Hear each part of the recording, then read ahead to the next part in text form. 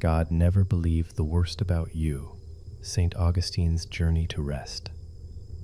Tonight, we are going to slow down together and rest inside one of the oldest journeys of the Christian faith. It is the journey of Augustine. It is also a journey for anyone who has ever mistaken a restless thought for a final truth.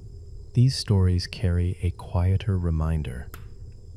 You are not the worst thing you have believed about yourself. You are not the unfinished work of this day. You were loved before you were good. You are held even now. Before we begin, feel free to share what time it is and where you are listening from. It is quietly comforting to know who else is awake tonight. You do not need to know anything about Augustine, the saints, or theology to listen. You only need to be here. You do not need to follow every place or remember every name. The story can pass beside you like water beside a sleeping house. There is nothing to figure out. There is nothing to repair tonight. There is nowhere else to be. Let the day become smaller. Let every unfinished thought remain unfinished. Thank you for joining us here at Midnight Chapel. Let us begin. Consider now what happened next. There was once a boy in a small North African town who learned very early how to be noticed. The town was called Thagaste. It stood among low hills and fields where dust rested on the roads. In the warm months, the light lay heavily upon stone walls. Olive leaves turned their pale undersides toward the wind. At evening, doorways cooled. Lamps appeared behind shutters. Families gathered near bread, oil, and water. The boy was Augustine. He was quick with language. Words came toward him easily, and he learned how to arrange them. He noticed what made a teacher pause. He noticed what made other boys laugh. He noticed the small change in a room when an answer was especially good. There is nothing unusual in this. A child discovers a gift. Then the gift begins to feel like a shelter. Augustine learned that brightness could win approval. He learned that effort could open doors. He learned to run toward whatever seemed able to tell him who he was. He ran toward praise. Praise was warm for a moment, then it cooled. So he ran again. Perhaps you know this movement. It does not always look like running. Sometimes it looks like lying awake and reviewing the day. Sometimes it looks like returning to a sentence already spoken. The mind holds it up, turns it slowly, and wonders whether a different sentence would have made you safer. The room is quiet. The old moment is gone, yet the mind continues its work. It believes rest must be earned. The boy in Thagaste did not have those exact words. He only knew the small uneasiness that followed every success. One lesson ended, another began. One person approved. Another person remained uncertain. Nothing stayed settled for very long. He loved games. He loved friendship. He loved the sound of a story well told. He could become absorbed in a contest and forget the hour. He could become absorbed in a book and forget the room. These were ordinary joys. They were not the problem. The difficulty was quieter. He began to make an identity from whatever the day returned to him. If the day returned admiration, he felt large. If it returned correction, he felt small. If he understood quickly, he trusted himself. If he struggled, trust disappeared. The measuring never stopped. At night, the town settled without asking his permission. Animals became quiet in their enclosures. Cooking fires lowered into embers. The road no longer carried carts. The hills kept their shape beneath the dark. Augustine's mind did not always settle with them. There was always another distance to cross. There was always a brighter room elsewhere. There was always a future self who might finally be enough. He did not yet know that love had already arrived. His mother, Monica, moved through the same house. She knew the sound of his steps. She knew the speed of his thoughts before he could name them. She saw the gift in him, and she saw the weariness growing beside it. She did not love only the gift. She loved the boy. This difference would take him years to understand. Children often believe they are loved because of what shines. Adults can believe the same thing. A person becomes useful, amusing, accomplished, careful, or strong. These things may be good, yet the heart can quietly make a bargain from them. Keep shining, the bargain says. Then you may remain. Do not disappoint anyone. Then you may rest. Never become difficult. Then you may be loved. The bargain speaks softly. That is why it can follow a person for years. Augustine carried it beyond the streets of Thagaste. He carried it into classrooms. He carried it toward larger cities. He carried it inside every identity he would later build. But the bargain was never made by God. God did not wait beside a distant finish line. God was not holding affection until the boy became impressive enough. Grace had not begun as a reward. It had begun before the running. The boy simply could not notice it yet. There is kindness in that word, yet. It means the story is still open. It means a person may misunderstand love without losing love. It means the road may turn many times while grace remains where it has always been. Augustine was restless. He was also held. Both things were true. One truth was loud inside him. The other was patient. The loud truth told him to become more. The patient truth called him loved. The loud truth changed with every room. The patient truth did not change. It waited beneath the lessons and games. It waited beneath the praise. It waited beneath every mistake the boy remembered after sunset. It did not accuse. It did not hurry. It remained. This is how grace often appears in a life. It is not always felt. It is not always named. It may be present long before a person has learned to receive it. The earth beneath Thagaste held the roots of olive trees in darkness. No one watched those roots through the night. Still they were held. The wells kept their water below the sleeping streets. No one praised them. Still, they kept what had been given. Augustine slept beneath the same sky. Perhaps some nights he slept easily. Perhaps other nights the young mind continued arranging tomorrow. History does not preserve every small hour. It preserves enough. It preserves a restless heart. It also preserves a love that arrived first. You do not need to become the child again to recognize him.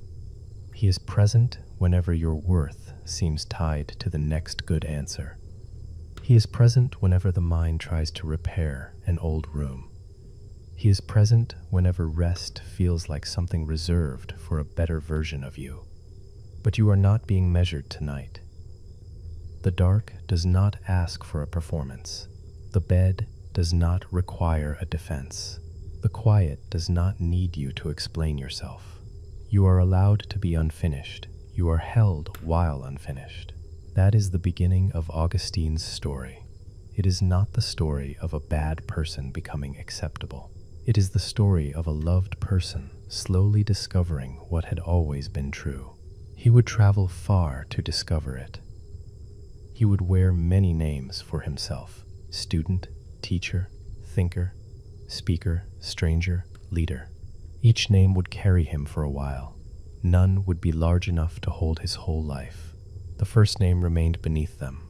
Loved, before the achievement, loved. Before the understanding, held. Before the long journey, grace. Before the running ended, rest had already been offered. The boy did not know this. He kept moving. There is no need to blame him. Restless hearts often search because they are trying to come home. They reach toward whatever resembles shelter. They repeat the movement because the shelter keeps disappearing. Augustine reached for praise because praise resembled love. He reached for certainty because certainty resembled peace. He reached for the future because the future seemed able to hold a finished self. The resemblance was close enough to keep him running. Yet grace was closer. Grace was in the mother who knew his footsteps. Grace was in the ordinary evenings that received him without applause. Grace was in the life he had not earned. Grace was in the quiet patience of God. He could not see the whole pattern. You do not need to see yours. Nothing asks you to understand your whole life tonight. Nothing asks you to place every memory in its proper room. You may let the pieces remain scattered. They are not beyond the reach of love. The boy ran. Love did not run out. The boy changed. Grace did not change. The boy believed many things about himself. God never believed the worst. The roads beyond Thagaste waited. Larger cities waited. Voices and classrooms waited. Augustine would go toward them with the hope that one of them could finally tell him who he was. Behind him, a lamp remained in a familiar house. His mother was there. Her love would become the next quiet part of the story. Before moving on, remain a little longer in Thagaste. Morning there came without asking the boy what he had decided about himself. Light entered the courtyard. Water waited in a jar. Bread had its familiar weight. The olive trees gave their small shadows to the ground. Creation did not share Augustine's hurry. The tree did not need to become more tree before noon. The well did not compare its water with a distant sea. The stone wall did not wonder whether another wall had been better built. Each thing received its place. The boy belonged among them. He had a place before he found a title. His breathing joined the morning before he answered any question. The household made room for his body before anyone knew what he would become. This ordinary belonging was easy to overlook. The mind prefers dramatic evidence. It wants a sign that cannot be doubted. It wants a final verdict, delivered clearly, with every objection answered. Love often arrives as breakfast. It arrives as a door left open. It arrives as a name spoken from another room. It arrives as water placed near a tired hand. Augustine lived inside many such gifts. He did not count them. They still counted. Grace is not weakened by going unnoticed. A child can receive warmth without knowing how the fire was prepared. A traveler can follow a road without knowing who cleared the first stones. The young Augustine received a world. Then he tried to earn his place within it. This is a common confusion. The gift comes first, but effort quickly begins telling the story. Effort says the room opened because you were useful. Effort says affection remained because you stayed bright. Effort says tomorrow depends on never becoming ordinary. But the morning in Thagaste was ordinary. It welcomed him. Perhaps there was a lesson he had not prepared. Perhaps there was a task he wanted to avoid. Perhaps he felt the small embarrassment of being corrected before other boys. The day still held him. The earth did not withdraw. The sky did not close. Monica did not forget the sound of his name. God did not revise his belovedness. Nothing essential changed. That is difficult for a restless mind to believe. It experiences every moment as a possible definition.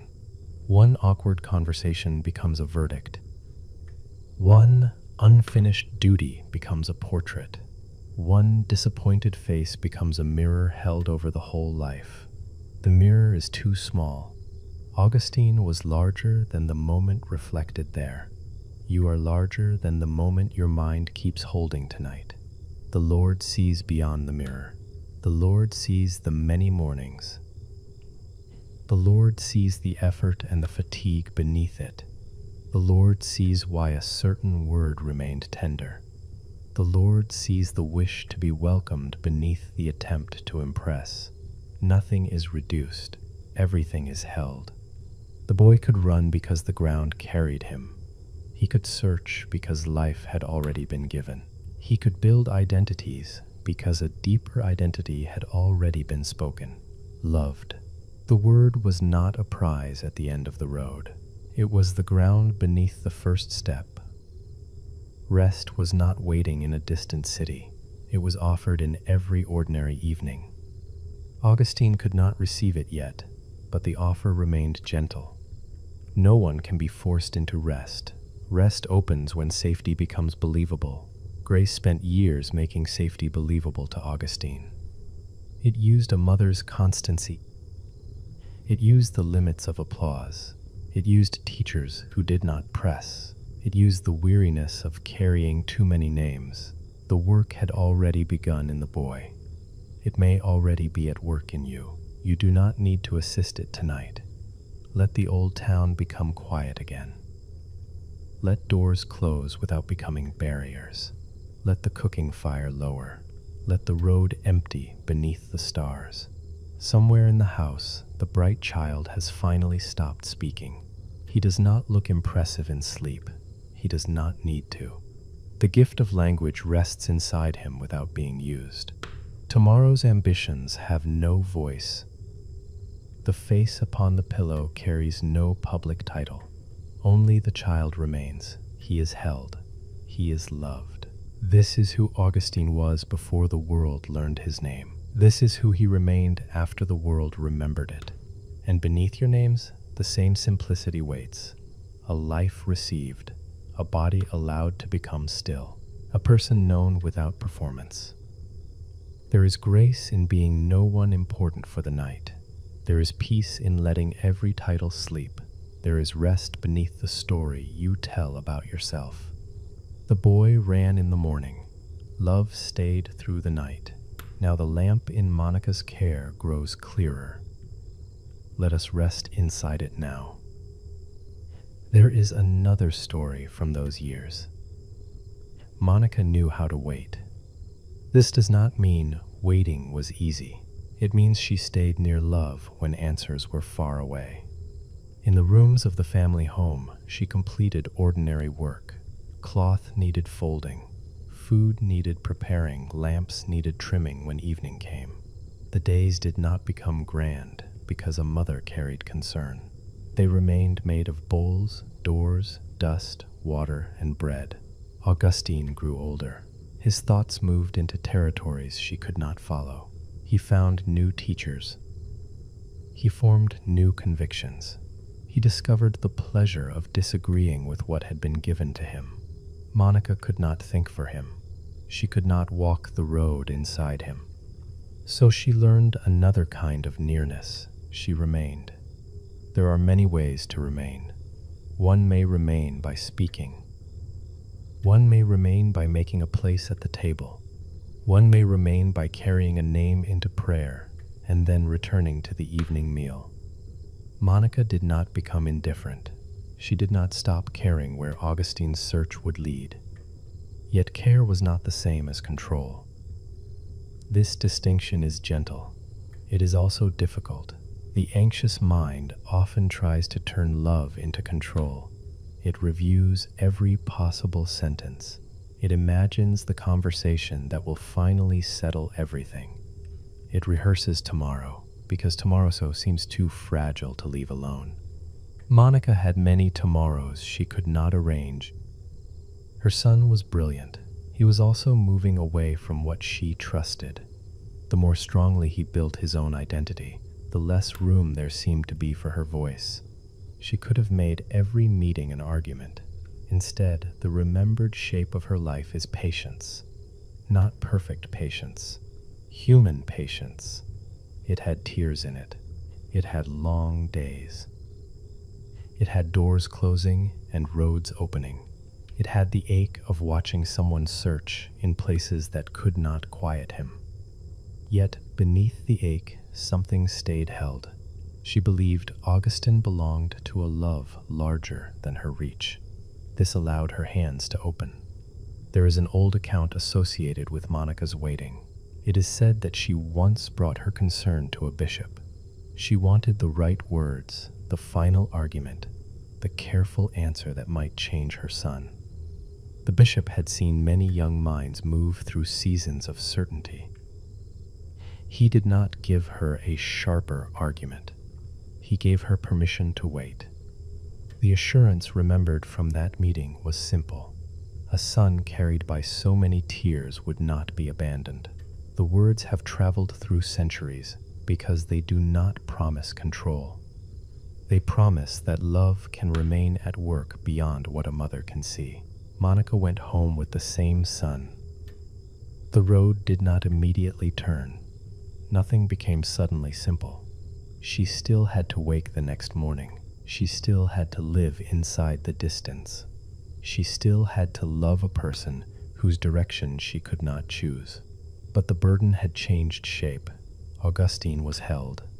He was not held only by her vigilance. He was held by grace. She could rest without abandoning him. She could sleep without becoming careless. She could let the night belong to God. Perhaps this is one reason her story belongs beside a bed at a late hour. So much wakefulness comes from guarding what cannot be guarded through the night. A person you love is far away. A decision remains unresolved. A future cannot be made safe by thinking about it one more time. The mind keeps a small lamp burning. It calls this love. Sometimes it is fear wearing love's clothing. Monica's lamp was different. It did not pretend to control the road. It bore witness to a home. It said there would be light if Augustine turned his face toward it. It did not chase him through every street. The lamp remained. The mother remained. Grace remained. Augustine went toward distant cities. Monica's love did not become a rope around his ankle. It became a quiet place in the world where he was still known. Known before success, known beneath argument, known without disguise. This kind of knowing is close to rest. It is not the gaze that measures. It is the gaze that recognizes. It does not ask a person to assemble a better face before coming near. It sees the face beneath every effort. You may have known such a gaze. Perhaps it belonged to a parent, a grandparent, a teacher, or a friend. Perhaps it appeared only once, in a room you rarely remember. Someone listened without trying to improve your story. Someone made space without asking what you had accomplished. That moment was small. It may still be held inside you. And if no human memory feels like that tonight, the story offers another image. Monica's patience was only a reflection. The deeper patience belonged to God. God did not pace beside Augustine with disappointment. God did not confuse delay with defeat. God did not look at the wandering young man and reduce him to his latest idea. Love saw farther. Love saw the child in Thagaste. Love saw the teacher he would become. Love saw the tired man beneath the confident voice. Love saw the future bishop bending over pages at night. All of him was held inside one patient mercy. He did not have to become good enough to enter that mercy. He was already inside it. This is grace. Grace does not begin when the story improves. Grace is present while the story is still confusing. It sits beside the unanswered letter. It waits near the unused chair. It keeps a small light through the hours when nothing appears to change. Monica's days became years. That is a long sentence when a person is waiting. Years contain weather. They contain ordinary meals and recurring chores. They contain mornings when hope feels natural and evenings when it feels very small. Monica lived all of them. She did not need to feel strong every day. She was held too. The mother who carried concern was carried by grace. The one who waited was not alone in the waiting. The one who loved before change was reflecting the love that had come before everything. Augustine may have believed that his life belonged entirely to his own search. From inside the search, this was understandable. He chose the road, he chose the teachers, he chose the cities. But another story moved beneath his choices. He was being loved, not followed by accusation. Loved, not watched for failure. Held, not hurried toward an acceptable version of himself. Given grace. The difference is the difference between a locked door and a lamp in a window. One says you may enter only after proving yourself. The other says the house remembers you. Monica became that lamp. She did not know when he would notice. She kept the light. In churches across North Africa, small flames trembled near stone and plaster. The flame did not make the whole future visible. It made one small circle of warmth. That was enough for the hour. You are allowed the same smallness tonight. You do not need enough trust for the whole future. You do not need enough peace for every person you love. You do not need to solve what another heart must learn. One small circle is enough. This breath is enough. This resting place is enough. What you cannot hold is not therefore unheld. Monica's story says this without argument. Her hands could not reach every road. Grace could. Her eyes could not see the ending. Love did not need the ending in order to begin. It had already begun. You were loved before you were good. Augustine was loved before he understood. Monica was held before her. Waiting made sense. The night itself may become a place where this truth settles. Nothing visible needs to happen. The body may grow heavier. A thought may pass and return. The room may remain exactly as it is. Love is still present. It does not depend on your noticing. Monica's candles did not depend on Augustine seeing them. They burned where they were placed. Their light rested on stone. Their small heat rose. Then morning came night after night. The work was quiet. This is not a story about winning an argument. It is a story about refusing to let argument become larger than love. Monica did not need to defeat her son's ideas before she could see her son.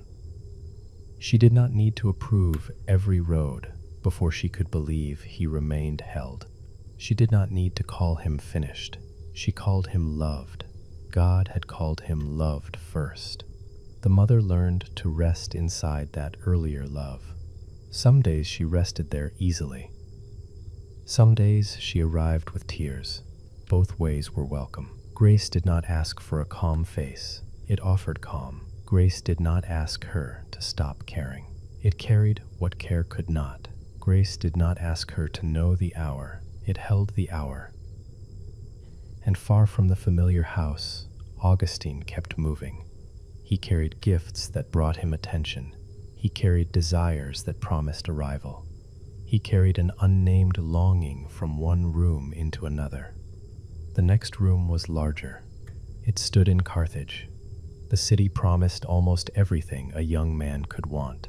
It promised recognition, companionship, pleasure, and a future shaped by his own hands. Augustine went toward it. Behind him, love remained awake without becoming anxious. Let us follow him gently into the city. Before the city opens, stay for one more evening with Monica. The house has become quiet. A bowl has been washed and turned downward to dry. The table carries no unfinished meal. Near the wall, a lamp gives enough light for one person to remain awake a little longer. Monica does not know what Augustine is doing in that hour. Distance has removed the small knowledge a household usually gives. She cannot hear whether his steps are hurried. She cannot see whether his face is tired. She cannot place water near him. Love remains without information. This is a difficult form of love. The mind believes information will create safety. It wants one message, then another. It wants to see the road and the traveler at the same time. Monica has neither. She has a name. She carries it gently. A name can be enough for prayer, and then even the prayer can be released. She does not have to build a picture of every danger. She does not have to imagine the rooms beyond her sight. God sees without imagining. God knows without anxiety. This knowledge allows Monica's human knowledge to become small. She may admit what she cannot know. She may let the silence remain silence. Augustine is not less held because his mother cannot see him. The people you love are not less held when they leave your field of vision. Your own future self is not less held because you cannot see tomorrow. Love reaches where attention cannot. The lamp beside Monica does not light the road to Carthage. It does not need to. It lights the table. It illuminates her hands. It gives the present room back to her. This is how grace returns a person from worry, not by revealing the whole road, by giving the room. The table is here. The flame is here. The body that needs rest is here. You are here. The mind may be elsewhere. It may have traveled into another year or another person's room. Let it be a traveler. The body remains held here. Monica's thoughts may also have traveled. She was human. Patience does not mean the imagination never wandered into fear. Patience means love kept returning to the lamp, to the table, to grace. Returning did not make her waiting less faithful. It was the shape of faithfulness. The saints are not remembered because they never needed to return. They are remembered because grace kept receiving their return. Monica could begin again every evening. She could entrust Augustine again. She could release the speech she wanted to give. She could allow God to love her son without her assistance. This was not indifference. It was humility made tender. She knew her love had limits. Rather than despising the limits, she placed them inside limitless love. The small lamp rested inside the larger night. Her motherhood rested inside the fatherhood of God. Her concern rested inside grace. Her body could rest inside the house. The layers held one another. At some point, the lamp would be lowered. The flame might be covered or extinguished. Darkness would fill the familiar room. Augustine would remain loved. Monica did not keep him alive by keeping the flame visible. She did not keep grace active by staying awake. She could sleep. There is relief in the ordinary fact that a saint had to sleep. Monica's patience did not make her bodiless. Waiting tired her, travel tired her, tears tired her. The bed received her without asking whether hope had been strong enough that day. She was loved before she waited well. She was held before she released control. Grace was for the mother too. This matters. The one who loves can begin to disappear behind concern for the beloved. Every thought turns outward. Every quiet moment becomes a watchtower. God did not ask Monica to disappear. She too was a daughter. She too had a name known in love. She too could receive bread, friendship, sunlight, and sleep without making them serve Augustine's story. Her life was not only waiting, it contained ordinary delight. Voices of other people, work done with capable hands, roads walked for their own distance, worship shared with a community, the comfort of familiar words. Grace gave her a whole life while one hope remained unfinished. An unfinished hope does not have to consume the whole house. It may sit in one chair. Other chairs remain open. The mind at night often gives one concern every chair. It fills the table. It stands in the doorway. It follows into bed. The concern may become smaller without being dismissed. Give it one chair in the remembered room. Let the lamp rest near it. Let grace sit closer. Nothing needs to be pushed outside. Love can hold the arrangement. Monica's hope had a place. It did not have to become the roof. God was the roof. God's patience covered the waiting mother and the distant son together. Rain might come during the night. It would touch the roof, gather at an edge, and fall into the courtyard. Monica could hear it without interpreting it. Weather was only weather. The night was only night. Distance was only distance. None had authority to rename Augustine. He remained beloved. This is the strength beneath Monica's gentleness. She did not need to accept the worst story about her son. She knew a deeper author held the page. The chapter looked uncertain. The person was loved. God never confused the two. You may have confused a difficult chapter with a whole person. Perhaps the person is yourself. The page before you became the title of the book. Grace closes the page without denying it. The book is longer. Love has read farther. Monica had not read the garden chapter. She had not read the window at Ostia. She waited inside an earlier page. Those pages already existed within God's care. The waiting did not create them. It accompanied the unfolding. You do not create tomorrow by staying awake. You accompany this hour, and then you may release it. The book can continue while you sleep. The author does not need your supervision. Monica settles beneath a covering. The house holds its darkness. The washed bowl waits for morning. The table no longer needs light.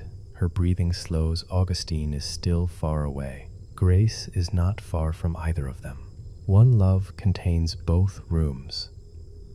The miles do not divide it. The silence does not weaken it. Sleep does not interrupt it. This is what it means to be held by an agent rather than an idea. Someone sees the road. Someone knows the sun. Someone stays near the mother. Trust has a face turned toward both. Monica does not dissolve her concern into emptiness. She gives it to God. The concern has somewhere to go. Your concern has somewhere to go too. You do not have to speak toward that place. No explicit prayer is required. The story itself can carry the movement. Hands open, the weight transfers, the mother rests. The sun is held. Morning enters slowly. The bowl catches a little new light. The lamp is no longer needed. A door opens. The ordinary day returns. Monica rises into a life she did not have to finish in one morning. She will wait again. Grace will meet her again. The repetition is not failure. It is a rhythm. Entrust, rise, love, then entrust again. Years can be lived this way. Nights can be lived this way. Nothing dramatic is required. Augustine moves toward Carthage under the same sky. He believes the city will tell him who he is.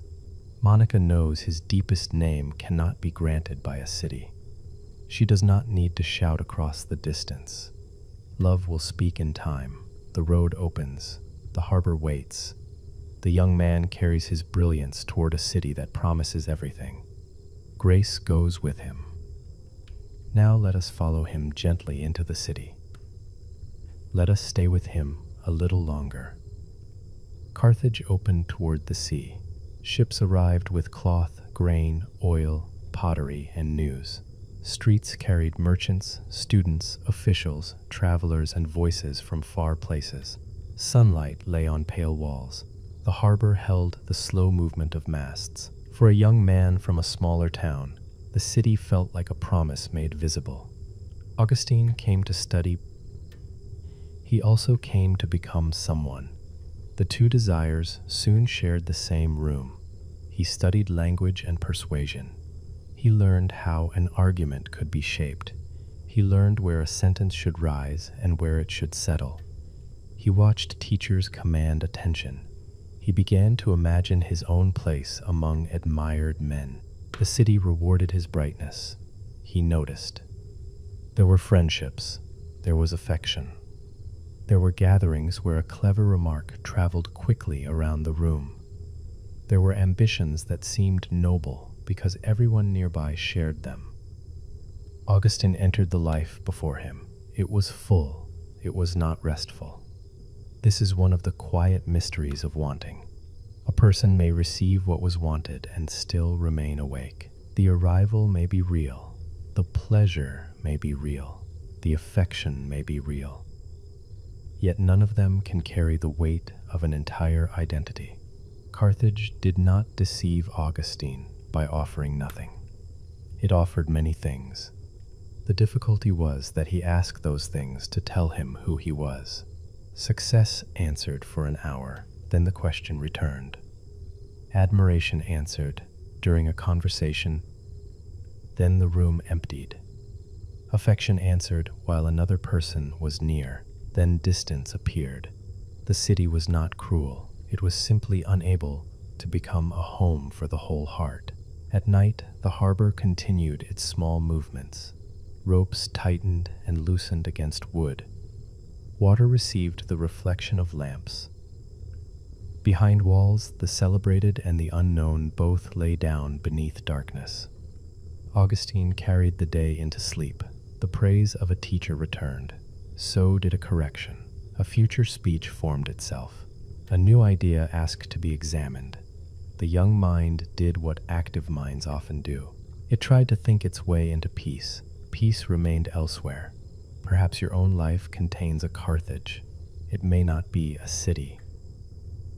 It may be a season when the things you wanted finally came near. A role, a relationship, a room where your name was known. A number that proved your effort had been noticed. The good thing arrived. Rest did not arrive with it. This does not make the good thing false. It makes it smaller than the soul's need. Augustine had not yet learned to let small things be small. He asked them to be final. He asked brilliance to keep him safe. He asked love between human beings to become unchanging. He asked the next answer to quiet every question. The asking made him tired. Still, grace stayed near. Grace was not offended by the city. It did not withdraw because Augustine was distracted. It moved through the life he was actually living. It moved through friendship. It moved through study. It moved through the beauty of a well-made sentence. It moved through the first recognition that even beautiful sentences end. God did not stand beyond Carthage with folded arms. God was present in the hunger Augustine misunderstood. The hunger itself carried a direction. It kept revealing that no borrowed identity could become his deepest name. The revealing was slow. Slow work is still work. A shoreline changes by small meetings with water. Stone becomes smooth without hearing a command. A tree turns toward light through movements no eye can follow. Augustine's heart was also changing beneath what he could notice. He thought he was building. Something was also being uncovered. Each achievement showed its limit. Each identity loosened after he wore it. The young man may have called this disappointment. Grace could call it space. Space was opening beneath the noise. There is mercy in the failure of a false home. It does not mean the traveler has failed. It means the road is not finished. Augustine had not failed because Carthage could not give him rest. Carthage had simply shown him what it could give: learning, companionship, work, beauty, warm evenings near the sea. These were gifts, they were not his name. He was more deeply held. The city knew his talent. Monica knew his face. God knew the whole restless person beneath both. Nothing in him had to be hidden before love could remain. This is where the title of his life began to change, though he could not yet read it. He had believed the story was about a gifted young man creating himself. Another title was already true. This was a loved man being found. He had not become easy to find. That did not matter. Grace does not lose the road. Augustine moved through schools of thought. He listened to teachers who offered large explanations. A complete system can feel like rest when life is confusing. It places every object on a shelf. It gives each question a name. For a while he felt sheltered by answers. Then small cracks appeared. An answer that seemed complete in one room felt thin in another. A respected teacher could not carry every question. Certainty began to feel like another garment that fit only while he stood very still. He kept searching. There is no accusation in that sentence. Searching may be exhausting. It may also be the heart's refusal to settle for a home too small. Augustine wanted truth. He wanted beauty. He wanted to be known. He sometimes reached awkwardly. The reaching still revealed the shape of his longing. God was not surprised by the awkwardness. God never believed the worst about him. Where Augustine saw inconsistency, love saw a traveler. Where he saw hunger that would not behave, grace saw a path still opening. Where he saw another identity losing its shine, God saw room for a truer name. Loved before he was good, held before he was settled, given grace before he recognized the gift, invited to rest before he knew how. The words can become simple now. They do not need to persuade you. They may rest beside you. You are not your most restless hour. You are not the role that failed to quiet you. You are not ungrateful because a long-awaited thing did not become peace. The heart asks for more because it was made for more than applause. This does not make the heart difficult. It makes the heart honest. Augustine's honesty was still hidden beneath ambition, yet it was there. Every time he admitted that an answer was not enough, the truth became a little nearer. The sea kept meeting the edge of Carthage. It arrived. It withdrew. It arrived again. No single wave needed to complete the work. No single night needed to settle the young man's life. Grace had time. Grace still has time. The mind at night can become impatient with the unfinished. It wants the whole life reconciled before morning. It wants certainty about every choice. It wants a clean meaning for every loss. But you are held without the clean meaning. You may rest before understanding. Augustine did not understand Carthage while he was living there. He understood parts of it years later, when the city had become memory. The younger man could not see what the older man would see. Still, the younger man was loved. Love does not wait for perspective. Love does not require a wise account of the past. It does not wait until you can explain why you chose one road and left another. It meets the person who stands in the present room. In Carthage, that person was eager and tired. He was admired and uncertain. He was surrounded and still searching. He was held. The identities he built were not destroyed in one moment. They loosened gradually. Praise revealed its short memory. Pleasure revealed its passing nature. Intellectual certainty revealed an edge it could not cross. Each discovery felt like less. It was making space for more. Augustine began to look toward another city. Rome carried an older name and a larger horizon. Perhaps, he thought, a more serious place would give him a more serious self. Perhaps better students and wider recognition would settle what Carthage had left unsettled. The hope was understandable. He prepared to leave. The harbor that had welcomed him would now carry him away. A ship would hold him between shores. Beneath the movement, another truth would remain unmoved. He was not leaving grace behind. He could not. Peace had never depended on geography. Love had never been contained in the house at Thagaste. Monica's lamp was a sign, not a boundary. The deeper light traveled without traveling. It was already in Rome. It was already in Milan. It was already beneath a tree in a garden he had never seen. It was already near the pages he would write as an older man. Augustine did not need to know this. The road could be held without being visible. So the young teacher stood near the sea. Behind him lay one version of himself. Ahead waited another. Around him, ropes, wood, water, and evening light formed the ordinary world. God did not name him by the version he was leaving. God did not name him by the version he hoped to become. God named him Loved. That name crossed the water first. Before the ship leaves, Carthage offers one final evening. The day's heat has lowered. A market stall is being covered. Someone carries an empty basket home. Near the harbor, ropes rest against wooden posts. The movement of the city becomes smaller without disappearing. Augustine walks among people who do not know the inward question he carries.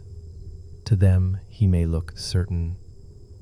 Certainty has a public face. It speaks clearly, it chooses a direction. It does not reveal how often the mind returns to the same unsettled place. Augustine had learned the face well. Many people do. It is possible to move competently through a day, while a quieter self asks whether anything is enough. It is possible to receive praise and immediately fear its ending. It is possible to be surrounded and still feel responsible for inventing a person worthy of the room. God sees beneath the public face. God does not expose it with cruelty. God sees the effort and understands its tenderness. The performance often began as protection. The bright answer once helped the child feel safe. The useful role once made belonging easier to trust. Love does not mock the shelter. Love offers a home. Augustine's identities were shelters made for changing weather.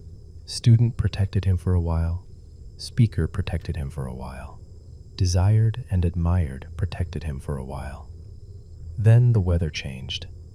The shelters were not evil. They were temporary. Pain comes when a temporary shelter is asked to become a permanent home. Every sound of wind becomes frightening. Every loose board feels like a verdict. The person works through the night to keep the small structure standing. Peace says there is a house already. Augustine could not hear that sentence clearly in Carthage. He kept repairing the shelters, yet the house remained. Monica's love hinted at it. Friendship hinted at it. The beauty of truth hinted at it. God was the home beneath every hint. The harbor water receives the last color of evening. It does not keep the color. The surface darkens as the sky darkens. Nothing has failed. Beauty was present, then changed. Augustine often wanted to keep the color. He wanted the admired hour to remain admired. He wanted affection to stay at the same warmth. He wanted certainty to hold the same shape. The water taught release, receive, reflect, release. The sea is not empty when the color leaves. It remains sea. You are not empty when a role ends. You remain held. The day can take its reflections with it. The conversation may close. The work may stop. The person you were required to be for others may rest. Something deeper remains. Augustine had not created his capacity for delight. He had not invented his hunger for truth.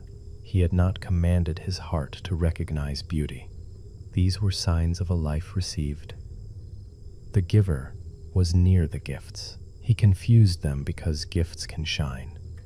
Peace was patient with the confusion. If a child loves the wrapping before understanding the gift, a parent does not withdraw affection. The child is learning how to receive. Augustine was learning. He was learning through abundance. He was learning through limits. He was learning that pleasure could be pleasant without being permanent. He was learning that success could be good without being God. Nothing needed to become an accusation. The lesson was simply size. Let each gift be its proper size.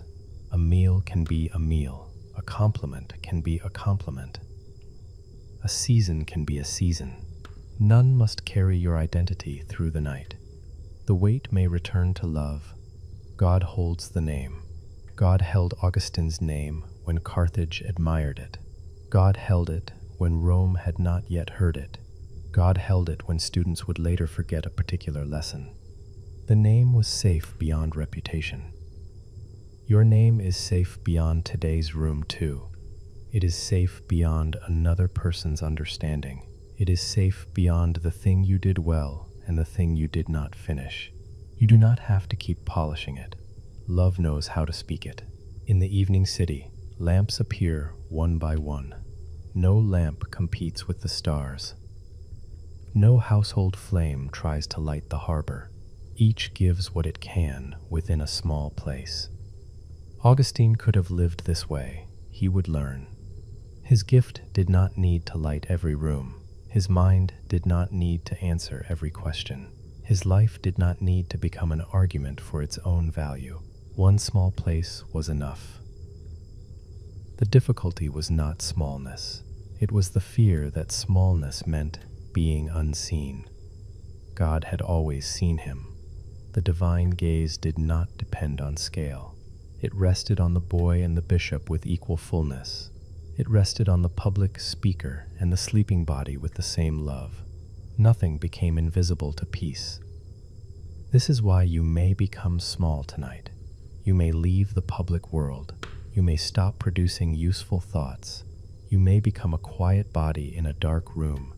You do not disappear. You become easier to carry.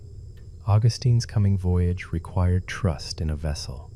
He would step from firm land onto wood that moved. The boat would rise and fall. The horizon would change. He could not remain in Carthage and reach Rome. Every passage asks some release. Sleep asks the release of conscious control. The body steps into a moving vessel. Images may come, awareness may soften. The shoreline of the day moves farther away. You are not lost at sea. You are held through passage. The ship has a shape. The water has a rhythm. The stars remain above clouds even when unseen. The traveler does not have to swim. Augustine carried his restless identity aboard, but peace boarded first. The love that had named him needed no ticket. It was present in the wood, water, breath, and future shore. There was nowhere he could travel beyond it. There is nowhere you can sleep beyond it. Even dreams are held. Even the blank hours are held. Even the moment when you no longer hear these words is held.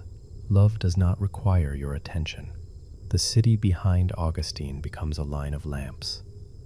Then the lamps become smaller. Then the coast becomes dark. Carthage has not vanished from his life. It has become part of the road.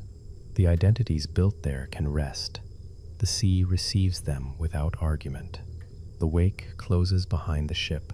Water returns to water. Augustine faces Rome. God faces Augustine with the same patient love. Held before arrival, loved before change, peace upon the water. Rest within the moving vessel. Before we follow him, let us remain for a while beside a smaller light. It burns through the night without asking anyone to notice. It tells the same story. Consider now another turn in the road. Consider now a different image. There is a lamp that burns in a quiet church after everyone has gone home. It is small. It does not light the whole building. It rests near the tabernacle, where its flame makes a little circle in the dark. During the day, people pass beneath it. Some notice, some do not. A child may look upward while an adult searches for a place to sit. An old woman may pause nearby. A traveler may enter only to be still for a few minutes. Then evening comes. The door closes, footsteps leave the stone floor. The last voice fades beyond the wall. The lamp remains. It does not burn because someone is watching. It does not brighten when the church is full and grow ashamed when the church is empty. Its work is not applause. Its work is presence. The flame is peace in a small vessel. Oil rises through the wick. Light rests on nearby stone. Shadows keep their places in the arches. Nothing else needs to happen. Long before electric light, such a flame required ordinary care. Someone entered with oil. Someone trimmed the wick. Someone protected the small fire from a careless draft. The person who cared for it might never meet the person comforted by it. Peace often moves this way. One person keeps a light. Another finds it later. Monica kept such a light for Augustine. She did not know which distant night might become difficult. She did not know which city would finally leave him tired enough to become still. She could not send an answer into every room. She could remain faithful to the light. But the image reaches beyond Monica. Even her waiting was peace inside a greater waiting. Even her love was a small flame beside a love without evening. God remained near Augustine while Augustine looked elsewhere. This nearness was not impatient. It did not call attention to itself. It did not turn every disappointment into a lesson the young man had to understand immediately. It did not demand recognition before giving warmth. It simply remained. The sanctuary lamp does not chase anyone down the road. It does not lean toward the door when footsteps pass outside. Yet it makes the church a place where returning is possible. There will be light. There will be a familiar stillness. There will be no examination at the threshold. Perhaps this is the image to keep when the mind is tired of following Augustine across maps. A small flame, a stone wall, a room that does not need anything from you. You may enter as you are. You may rest as you are. The lamp does not need your best explanation. It does not ask whether you used the day well. It does not know the story you have told against yourself. It gives light anyway. The words are simple because the gift is simple. Presence comes before improvement. Love comes before understanding. Peace comes before the return. You were loved before you were good. The flame says this without speaking. It was lit before you entered. It will remain after you sleep. There is a kind of rest in knowing that something stays awake without anxiety. The lamp is awake, but it is not worried. It does not calculate the hours. It does not rehearse the dawn. It burns one moment at a time. The oil is enough for this moment. The wick is enough. The small vessel is enough. You are enough for this moment too, not finished, not perfected enough to be peace. Augustine crossed water and entered larger cities. He carried questions that seemed to grow with him. The light remained. He could not see it, yet distance did not change its meaning. The church at night offers another quiet truth. Darkness is not proof of absence. Much of the room cannot be seen. It is still there. The columns remain. The altar remains. The worn places on the floor remain. And love remains when feeling becomes dim. It is not created by your calm. It is not ended by your restlessness. It does not become more real because you can sense it. It is real first. Augustine would later look backward and notice light in places he had called dark. He would see care moving beneath delay. He would recognize a presence that had not forced him and had not left him. But on the road, he simply kept going. The lamp did not resent this. Light has no need to resent the traveler. It can wait without becoming less. It can offer itself without keeping count. God never kept a list of Augustine's distances. God pieced the whole road. The young man might define himself by his latest conviction. Love saw deeper. He might define himself by the city that admired him. Peace saw the child, the teacher, the seeker, and the sleeping body all at once. Nothing essential was lost. Nothing had fallen beyond mercy. The lamp still burned. There are nights when a person cannot feel peace. On such nights, feeling may be allowed to rest too. You do not have to create certainty. You do not have to make the dark persuasive. Let the image carry what thought cannot. A little flame remains. Someone prepared it before you came. The church is quiet. The door is open in memory. The stone beneath the lamp receives the same warm color again and again. This is not a reward. It is peace. This is not a test. It is rest. This is not a light that exposes. It is a light that welcomes. You are not standing outside it. You are already peace within its small circle.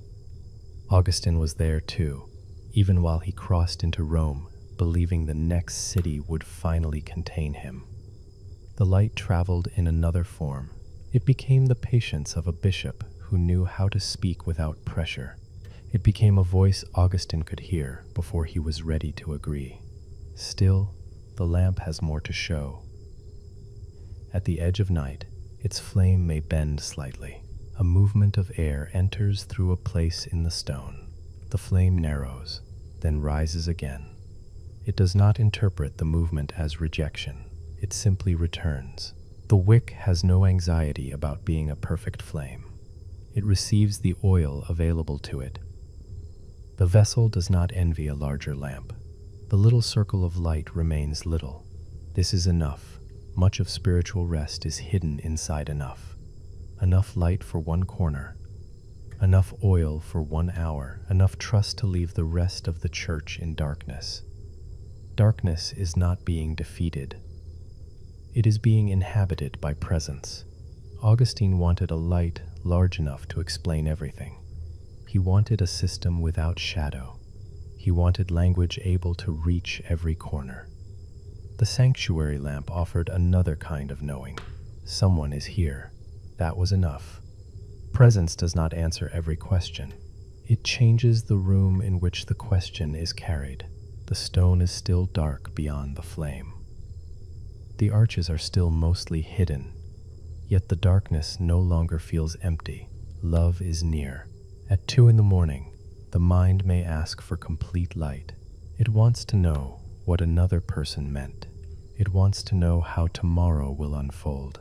It wants to know whether the future self will finally manage what the present self finds difficult. The lamp gives no forecast. It gives presence. Peace is here before the forecast. You are peace before the answer. You are loved before the next good decision. The church has known many sleepers. People have rested in houses around it through generations. The lamp has burned while infants slept, while elders slept, while travelers slept before continuing at dawn. None kept the flame alive by watching. Care passed from hand to hand. One keeper replaced another. A new wick received fire from the old. The sign continued beyond any single person's strength. Faith often feels like this. Someone else keeps the lamp when you cannot. A mother believes when a son is confused. A community remembers when one mind is tired. The church carries words through centuries until an insomniac needs them in a quiet room. You do not have to carry the whole light. It has been carried toward you. Augustine inherited a story he first resisted. It waited without resentment. The words remained available. The scriptures did not become offended and close themselves. The community did not disappear because one gifted young man misunderstood it. The lamp remained. This is patience with a body, a real flame, real oil, real human hands. Peace is not only an idea above the world. It moves through matter, water, bread, pages, voices, a tree giving shade. Rest can also begin in matter. The weight beneath you, the cover near your shoulder, the coolness at the edge of the pillow. These do not have to become symbols. They can simply be gifts. The body is not an interruption to the story. Augustine sometimes lived almost entirely in thought. The garden would return him to tears, breath, earth, and shade. Before that hour, the lamp offered the same return. Small light, warm oil, quiet stone, no argument. The flame does not prove itself, it burns. You do not need to prove yourself. You may breathe. Somewhere beyond the church wall, a dog may settle near a doorway. Wind may move across a field. Clouds may pass without being visible from below. The world continues gently. The lamp keeps no record of the passing minutes. Its light is always present tense. Here, now, this small circle, Augustine lived much of his early life in another tense. The future would make him whole. The next city would settle him. The next answer would make the past understandable. Peace waited in the present. It still does. You do not need to arrive at morning. Morning will come. You do not need to reach the end of the story. The story can continue without your attention. This small circle is enough. Loved now, peace now, peace now, rest now. The sanctuary lamp has no more to ask. Let it become distant, a warm point beneath a high arch. Let the church hold it. Let another unseen hand tend it. The road opens again toward Rome and Milan. Let us rest inside that story. There is more to tell, and no hurry at all. Rome was old before Augustine arrived. Its roads had carried generations. Its walls had heard speeches from men whose names were already becoming memory. For a teacher of rhetoric, the city represented seriousness. It offered a wider stage and a longer history. Augustine came with trained words. He knew how to teach others to speak. He knew how to recognize balance in a sentence. He knew how to lead a listener from one thought toward another. He did not know how to lead himself into rest. The students in Rome behaved differently from those he had known in Carthage. Some listened carefully. Some moved from teacher to teacher when payment became due. The polished city carried its own disorder. Augustine discovered that a better setting could not create a settled heart. The old hope loosened again. He had believed place might become identity. Rome showed him that every place contains ordinary disappointment. Streets with famous names still gather dust. Admired institutions still contain tired people. A respected teacher still wakes with the same mind. His ability remained. His restlessness remained too. Soon another opportunity appeared in Milan. The imperial city needed a public teacher of rhetoric. Augustine traveled north and accepted the work. Milan had a different air. Winters felt sharper. The light changed. A church there was led by Ambrose, a bishop known for learning and a steady voice. Augustine first approached him as one speaker approaches another. He wanted to hear the craft. Ambrose understood language. He knew how words could carry meaning without becoming heavy. He spoke from Scripture with a depth Augustine had not expected. Old passages opened differently beneath his care. Yet Ambrose did something else. He did not press. He allowed Augustine to listen. This was a gift suited to the restless teacher. Augustine had lived among arguments. He knew how to defend and how to answer. A direct contest might have strengthened the walls he already carried. Ambrose offered a room instead. There, words could arrive without demand. Augustine sat among other listeners. For a while, he could stop being the teacher. He did not need to command the room. He did not need to produce the finest sentence. He could receive. Receiving was unfamiliar rest. The difference was small enough to miss. Nothing dramatic changed at first. He listened for style and found meaning beside it. He came to examine and found himself quietly accompanied. Peace often enters through the door a person has left open. Augustine had left open the door of language. Love came through words. It did not dismiss his attention to craft. It used that attention. The very gift he had turned into a shelter became a path beyond itself. This is gentle mercy. God did not ask Augustine to become a different kind of mind before drawing near. God met the mind that was there, curious, trained, proud of its precision, tired beneath its confidence. All of it was peace. Ambrose did not need to believe the worst about the stranger in front of him. He could see a listener before Augustine could see himself as one.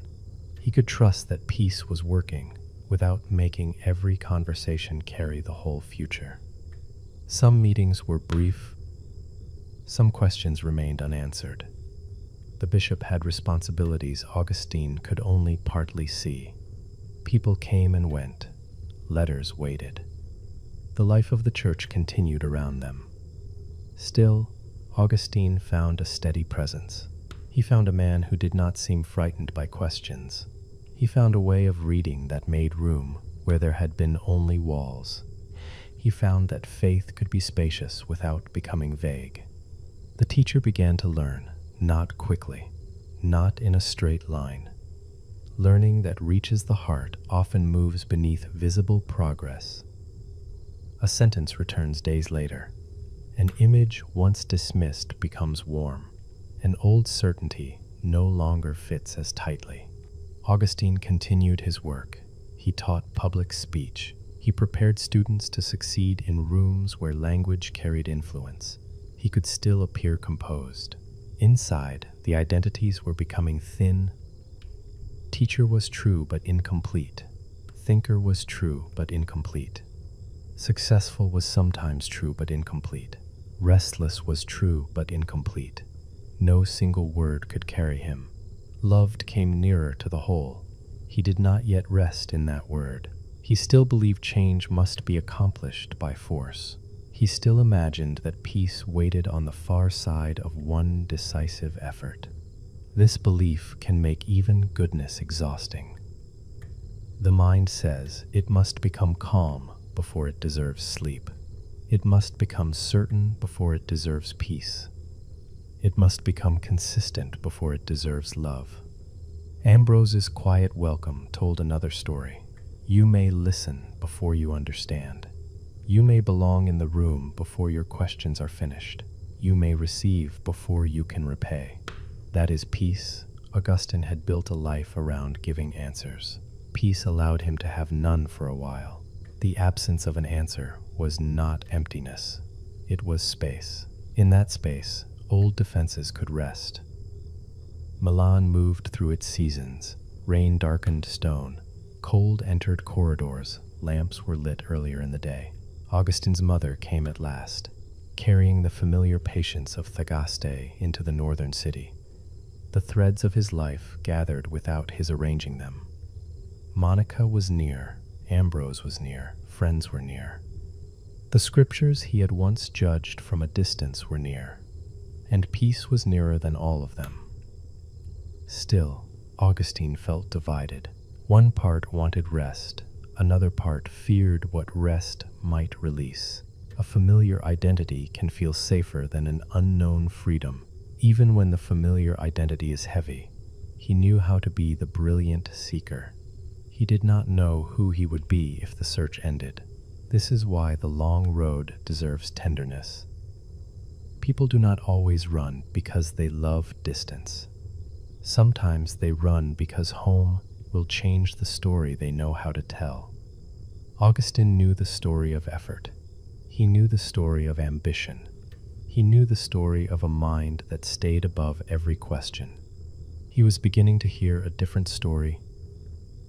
In this story, he was found before finding. He was peace before yielding. He was loved before becoming good. The words unsettled him because they offered rest without achievement. He had no skill for that. Peace did not require skill. It remained available. Ambrose kept speaking to rooms filled with different lives. He did not know which sentence would travel home with Augustine. He did not need to know. A seed can be given without watching the earth all night. The teacher who could not teach himself began to receive what could not be forced. He began to notice that truth did not humiliate him. It invited him. He began to notice that the Lord was not waiting to expose his worst self. The Lord had already seen the tired self beneath every performance. That self was loved. Perhaps you are tired of teaching yourself tonight. Perhaps the mind has been giving instructions for hours. Be calmer, be wiser, be different tomorrow. Do not repeat what happened. Do not forget what must be done. The instructions may rest. You are allowed to become a listener. No lesson is required. No conclusion is due. Words may pass through the room without being collected. Augustine sat beneath Ambrose's voice. He did not know the ending. He did not need to know it for peace to work. You do not need to know yours. The next part of Augustine's story had begun years earlier, in the love of a friend. The loss of that friend remained inside him. It had shown him how deeply the heart can attach itself to what cannot stay. The memory was tender. Let us approach it softly. Let us follow him into a quieter hour. Before Milan, before Ambrose, there had been a friend. The friend's name has not come down to us with the same clarity as Augustine's. In the remembered story, he remains close and unnamed. Perhaps this makes room for every friendship that once made the world feel inhabited. They had grown near each other in youth. They shared time, ideas, familiar roads, and the ease that develops when another person understands the unfinished sentence. Friendship created a small world between them. In that world, Augustine did not need to perform every moment. He was known by someone his own age. Then, the friend became ill and died. The story need not enter the hard edges of that hour. It is enough to know that a familiar presence was gone. A road remained, but one set of footsteps no longer came. A room remained, but one voice did not return. Augustine discovered that a place can change without moving. Thagaste was still Thagaste. The fields remained, doors opened in the morning. People carried water, yet the town no longer felt like the same town. His friend's absence had entered everything. This was not a problem language could solve. Augustine could arrange sentences, but no sentence could make the chair occupied. He could reason about change, but reason could not reproduce the sound of a familiar greeting. The young man grieved. Years later, he would look back and see that he had loved a passing life as though it could never pass. This did not make the friendship wrong. It revealed how much forever the heart places inside its loves. The heart does not love by halves. It reaches for permanence. When what it loves changes, the reach remains open. Augustine felt that open reach as pain. He moved away, hoping distance from familiar streets might ease the weight. Yet the friend traveled as memory. Love had made an imprint. An imprint is not the person. It is also not nothing. It is a quiet evidence that the heart has been enlarged. This loss became one of the places where Augustine's identities loosened. Intelligence could not protect him from absence. Youth could not promise permanence. Confidence could not keep every beloved thing nearby. He was not being punished. He was discovering the tenderness of being human. To love is to receive something one did not manufacture. Friendship arrives through shared days. It grows through small repetitions. A walk, a meal, a conversation with no important conclusion. Then one day, the heart realizes another life has become part of its own weather. Augustine had received such a gift. The gift mattered, even though it did not remain in the same form. Peace was present in the friendship. Peace was present in the capacity to remember. Peace was present in the longing for a love that does not disappear. The longing did not yet have a clear name. It waited. At night, grief can feel like a room with no door. The mind returns to a face, a sentence, or an ordinary day that was not recognized as precious while it happened. It tries to enter the day again. The day does not open. Still, love has not become meaningless. Love is peace. The person you were beside another person is peace. The small kindnesses are peace. The words you remember and the words you have forgotten are kept. Nothing asks you to preserve all of it through wakefulness. You may sleep. Memory does not depend on vigilance. Love does not vanish when the mind rests. The Lord who holds the living does not become absent when your eyes close. Augustine did not know how to quiet inside this truth. He tried movement. He tried new surroundings. He carried the ache into the larger search of his life. But even unhealed ache can become a doorway. It showed him that he wanted more than distraction. It showed him that the heart's hunger was not satisfied by being admired. He wanted communion that time could not erase. The desire was deep. It was not shameful. God did not believe the worst about the grieving young man. God did not name him weak because a friend's absence changed the world. Love saw love. Mercy saw an open heart. Mercy kept what Augustine could not hold. The friend remained part of the story without becoming its ending.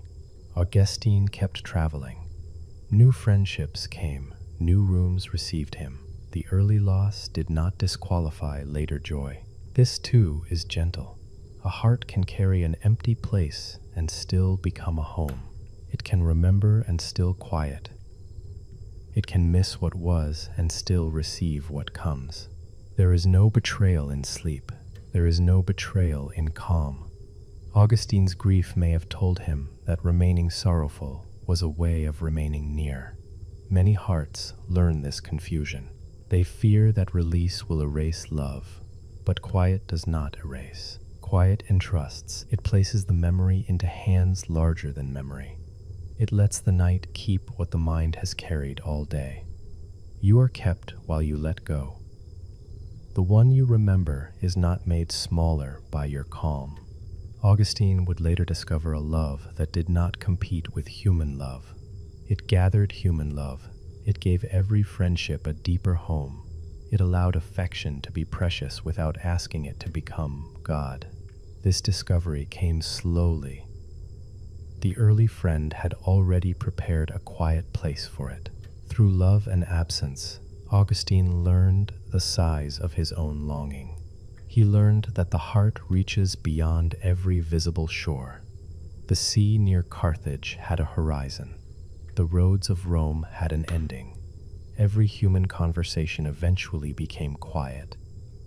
Yet love itself pointed farther. Perhaps that is all this memory needs to say tonight. Not that loss is easy. Not that absence should be explained. Only that love points farther. It is received before it is understood. It is kept when understanding fails. It is not wasted because a season ends. The unnamed friend gave Augustine something no public success could give.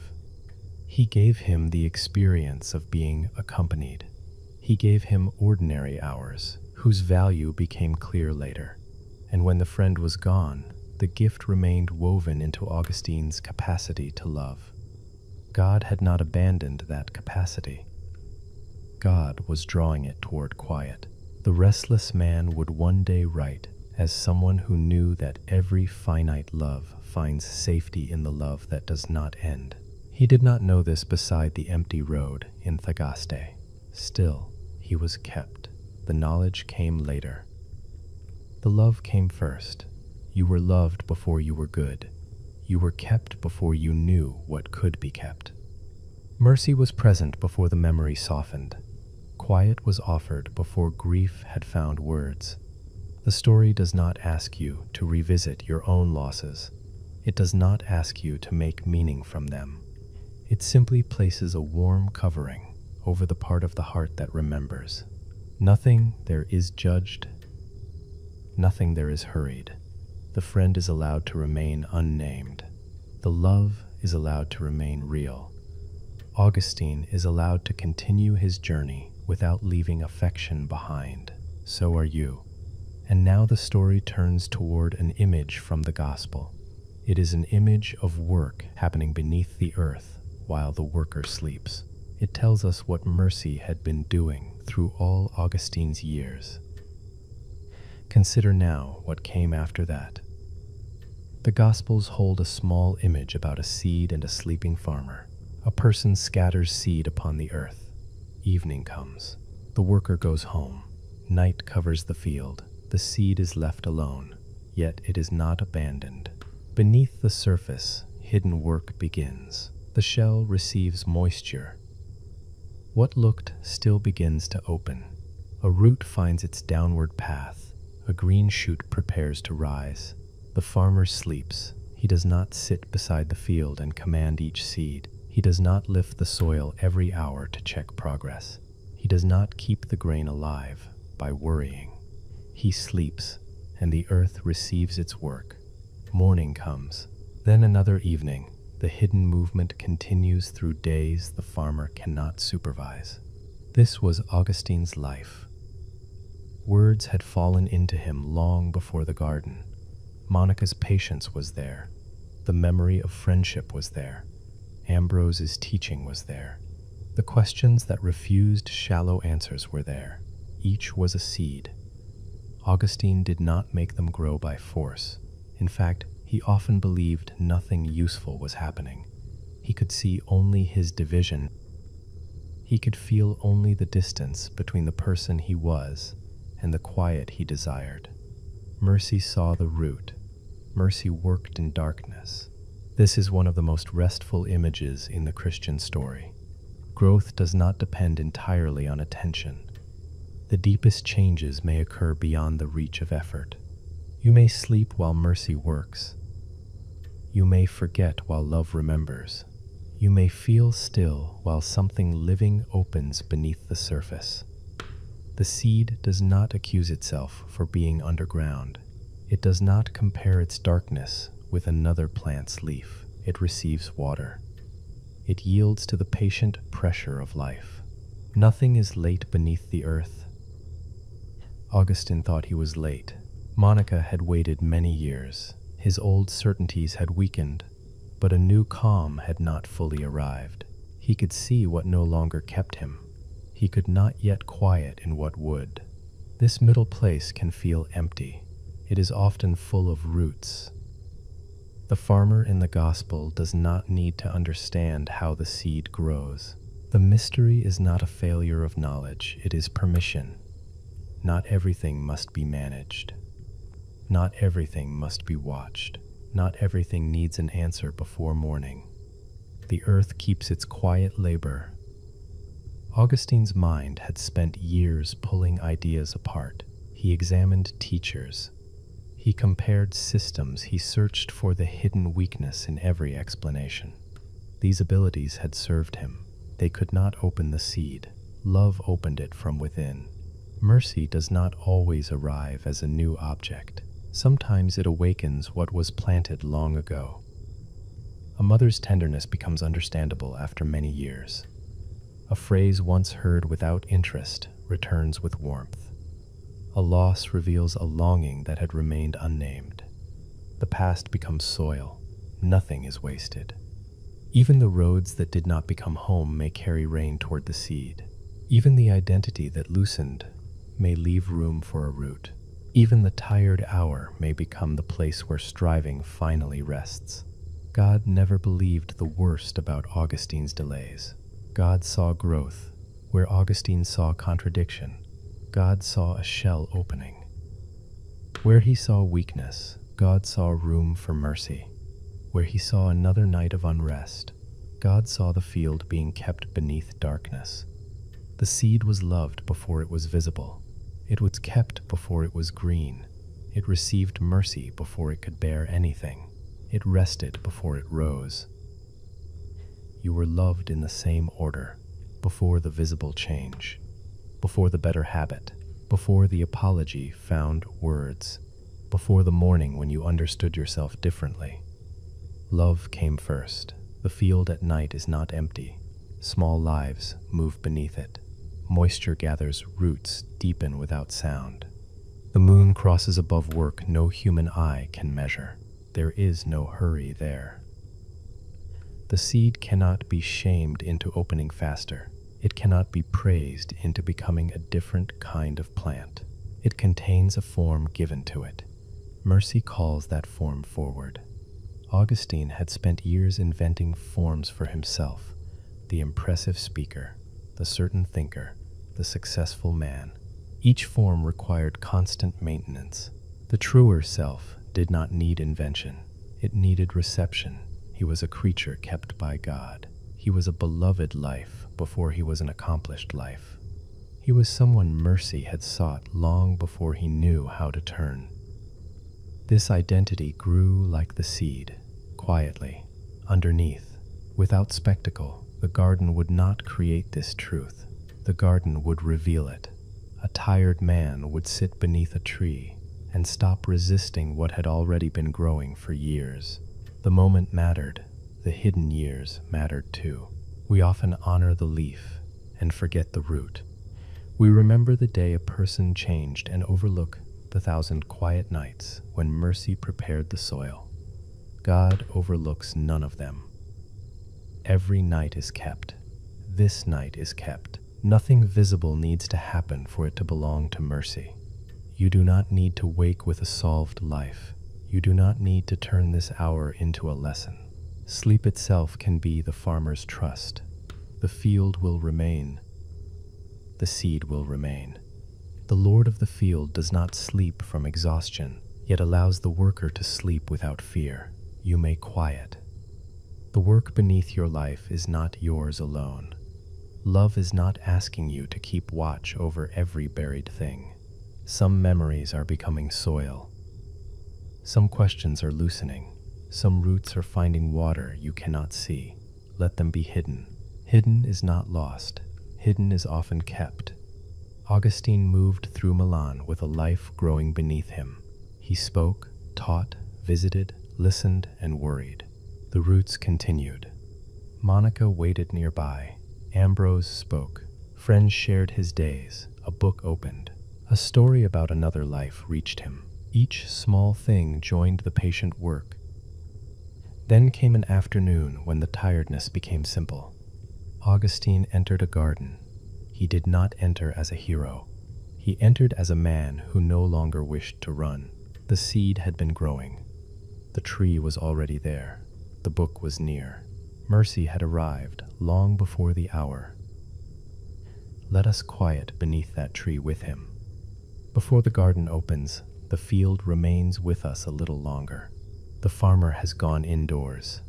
His tools quiet near a wall. Soil clings to wood where the day's work ended. A cup has been rinsed. A door has closed against the cooler air. He does not lie awake imagining the seed. He trusts what he cannot see. Trust here is not a feeling of certainty. It is the simple act of sleeping while the field remains unfinished. The rows are not green yet. Nothing visible rewards him. He sleeps anyway. This is one of the purest forms of quiet.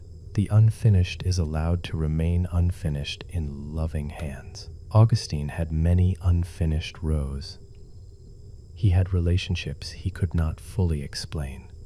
He had questions whose answers had changed. He had a future that would ask more of him than he knew. All of it could remain beneath the night. The hidden seed did not need Augustine to feel hopeful. Mercy was not powered by mood. On a confident day, it worked. On a discouraged day, it worked. When he listened closely, it worked. When his attention wandered toward ambition, it worked. The growth belonged to love. This does not make the human person passive. The farmer had scattered the seed. Augustine had listened, read, walked, spoken, and chosen. Yet there came an edge beyond which effort could not go. At that edge, life continued. The root opened itself through a wisdom it did not invent. Water entered through delicate structures no farmer could command. The small life knew its direction without holding a map. Downward first, then upward, hidden first, then seen, loved first, then changed. The order of the seed is the order of mercy. Augustine had often reversed it. Change first, then perhaps love. Understanding first, then perhaps quiet. Worthiness first, then perhaps belonging. The field corrected him without words. Belonging came first. The seed belonged to the field while still closed. It belonged during rain. It belonged before the farmer could point to a single leaf. You belong before the leaf. You are not a failed field because tonight shows no visible growth. You are not empty because the surface is quiet. You are not forgotten because no one can see what mercy is doing. The deepest roots avoid display. They move into darkness because darkness is where water waits. They strengthen the life above by entering places no sunlight reaches. Some parts of your story may also remain below the surface. They do not need to be brought into thought tonight. Let them keep their darkness. Mercy can reach there without your analysis. The farmer's sleep is a blessing to the field. It prevents his hands from disturbing what needs stillness. There are times when not touching the soil is the wisest care. There are thoughts you may stop touching. There are questions you may leave closed.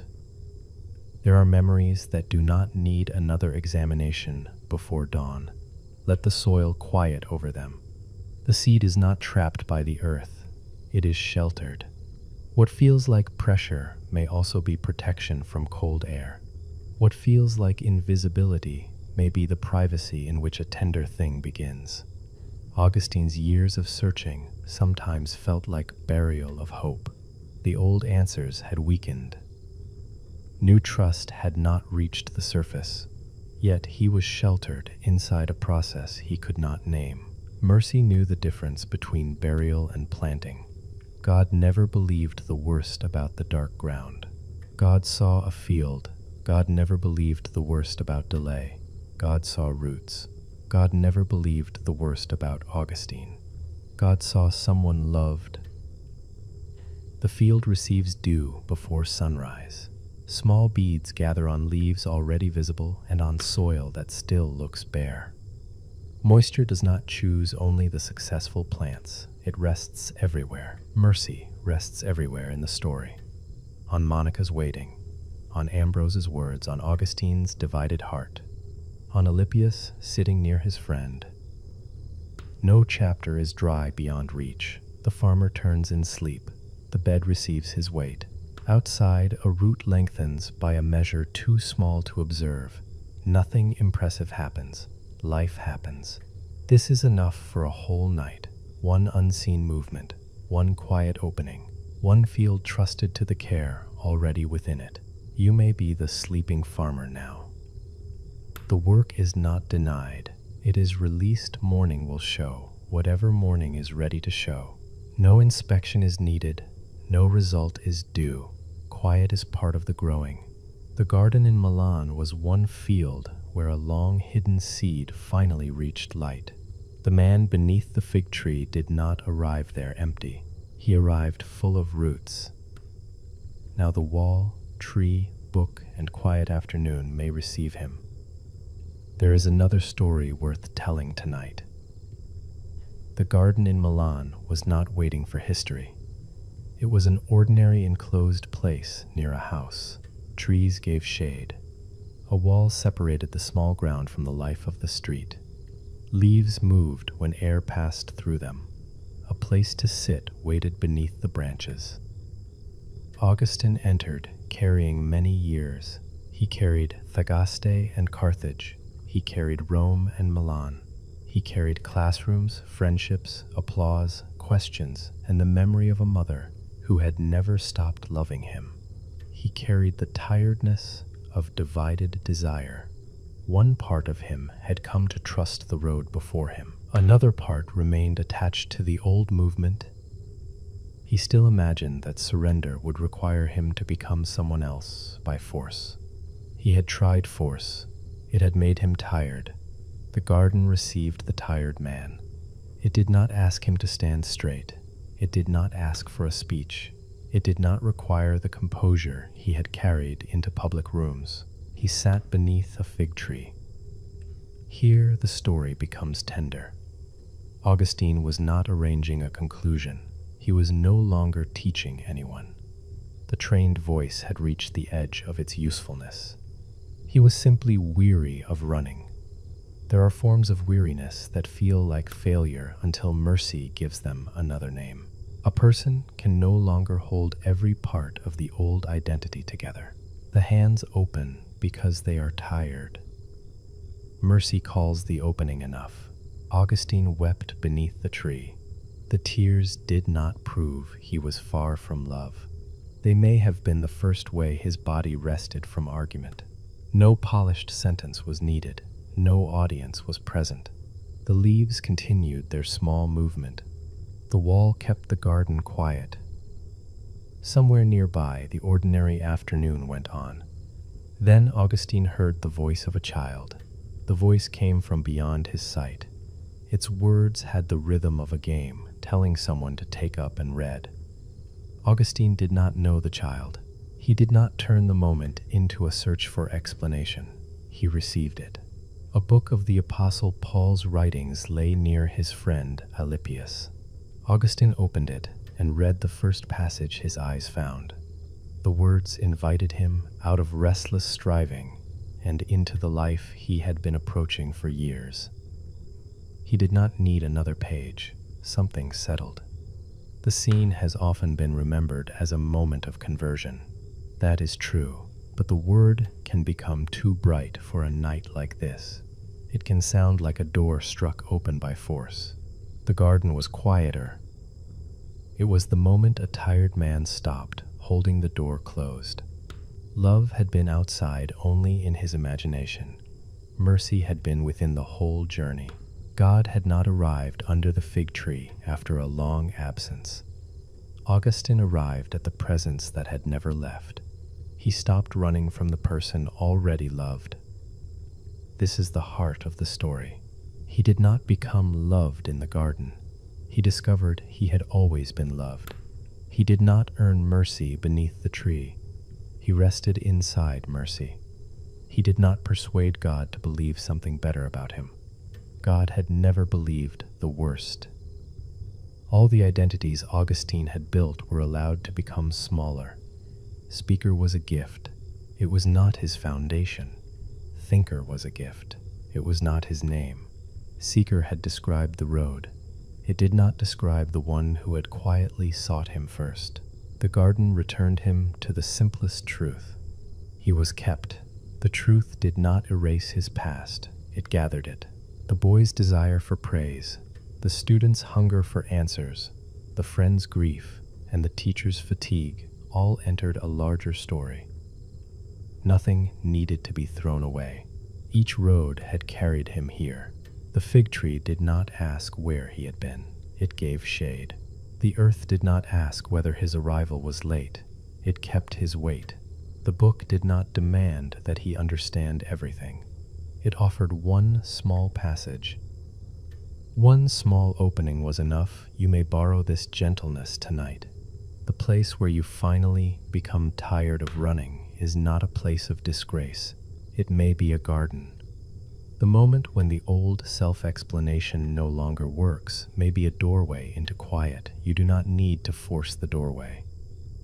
Augustine's change had been growing beneath the surface. Monica could not produce it. Ambrose could not schedule it. Augustine could not argue himself into it. Mercy ripened in its own time. When the hour came, it felt less like achievement than release. The shoulders lower, the hands open. The long defense becomes quiet. Perhaps nothing in you becomes quiet immediately. That is also welcome. The garden is not an instruction. It is a place to quiet inside a story. You are not required to repeat Augustine's moment. You are not required to feel what he felt. Love does not measure your night against his afternoon. Your story may move more slowly. Mercy is not impatient. The garden waited while Augustine crossed cities. The tree grew through seasons before he sat beneath it. The pages were written before he knew he would need them. Alypius was near. The child's voice passed at the right hour without knowing the life it touched. So many things had been prepared without Augustine's effort. Quiet often begins by noticing what has already been given. The bed is holding you. The room is holding its quiet. The night is passing without supervision. Your life is kept inside a love older than your effort. Augustine had believed that change would leave him empty. Instead, surrender returned him to himself. He did not lose the gift of language. He would use it more deeply. He did not lose the searching mind. It would become a place of wonder. He did not lose his history. It would become a path for others. Mercy does not erase the person. It releases the person from the burden of self-creation. This is active trust, but it is not strain. Augustine received his identity from someone who kept him. He no longer had to make himself from the materials of each passing day. The day's opinion could change. His belovedness did not. The old memory could return. Mercy remained. The future could be unknown. He was kept. This was quiet. The world outside the garden did not become simple. Responsibility still waited. Relationships still needed tenderness. The body still became tired. Conversion did not remove the ordinary texture of being human. It changed the ground beneath it. Augustine would no longer stand on his ability to keep everything together. He would stand imperfectly and repeatedly on the love that had kept him. There would be days when he remembered this easily. There would be days when old restlessness returned. A garden moment does not make a human life flat. It gives the life a home. He could return. Returning would be enough. The garden teaches no method tonight. It offers an image. A man beneath a tree. A book opened without mastery. A voice received without proof. A long resistance becoming tired enough to quiet. Stay with the image as lightly as you wish. Leaves above him, earth beneath him, a friend nearby, mercy everywhere. The sentence that found him did not need to become a weapon against his past. It became permission to stop living inside the past's momentum. He could be new without declaring the old self hated. God had not hated that self. God had loved the boy while he ran. God had loved the student while he searched. God had loved the teacher while he performed certainty. The garden revealed continuity, not rejection. The same love had kept every age. You are kept by one love too. The child you were is not outside it. The person you were in your most confused year is not outside it. The person who spoke badly, chose poorly, or simply became tired is not outside it. No version of you needs to be left alone in the dark. Love gathers, mercy gathers, quiet gathers what striving divided. Augustine rose from the garden with less weight. He told Alypius what had happened. The friend beside him received the moment without turning it into spectacle. Then Augustine went to Monica. The years of waiting met the afternoon of quiet. A mother saw that the deepest request of her heart had been answered, not by pressure, but by mercy. There was no need for triumph. There was gratitude. The story would soon carry them toward the sea at Ostia. There, beside a window, mother and son would share one of the quietest conversations remembered from Augustine's life. Before leaving the garden, let one truth settle. You were loved before you were good. You were kept before you changed. God never believed the worst about you. Quiet does not wait beyond a perfect self. It is offered to the person already here. The tree gives shade now. The ground holds you now. Mercy is present now. Yet the garden can hold us for another unhurried moment. After a long inner struggle, relief may feel almost too simple. The mind expects thunder. It expects a new person to stand where the old person had been. Augustine remained Augustine. He knew the same languages. He remembered the same streets. His face did not become unfamiliar. The afternoon did not divide into two worlds. What changed was the direction of trust. He no longer trusted the endless work of self-invention. He trusted the love that had created him. This trust needed no spectacle. The fig leaves continued receiving light. Some were new. Some carried small marks from wind and weather. The tree did not hide the marked leaves. It kept them with the others. Augustine's history was kept this way. Nothing needed to be cut from the branch before love could give shade. The years in Carthage remained part of him. The ambition in Rome remained part of him. The divided months in Milan remained part of him. Mercy kept the whole branch. Every earlier version of Augustine belonged beneath the same tree.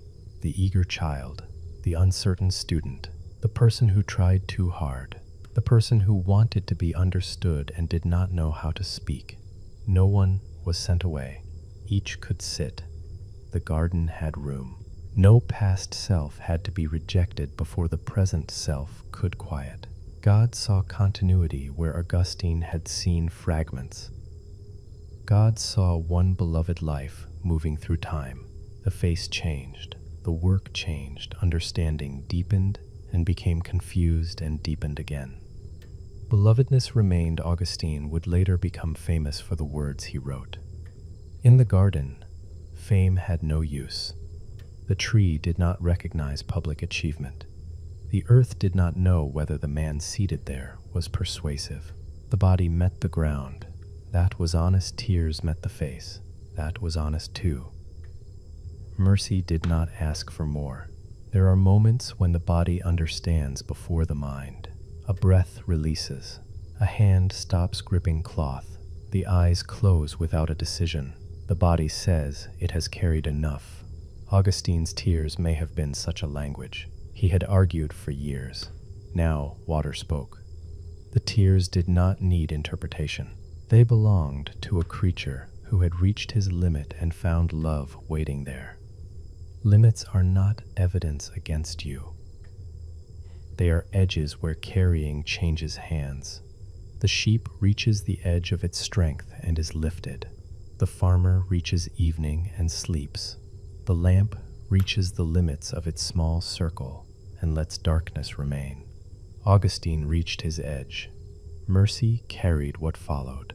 The words from the nearby child were ordinary. Perhaps they belonged to a game. The child did not know they would be remembered. Mercy did not need a grand messenger. It used a voice beyond a wall. The wall hid the speaker but carried the sound. Augustine could not verify every detail. He received what the moment offered. Night often brings the opposite habit. The mind wants to verify every kindness. It asks whether reassurance can be trusted. It wonders whether love was really meant. It examines the gift until the gift becomes tired. The garden offers another posture. Receive the small word. Take the shade. Let the ground be ground.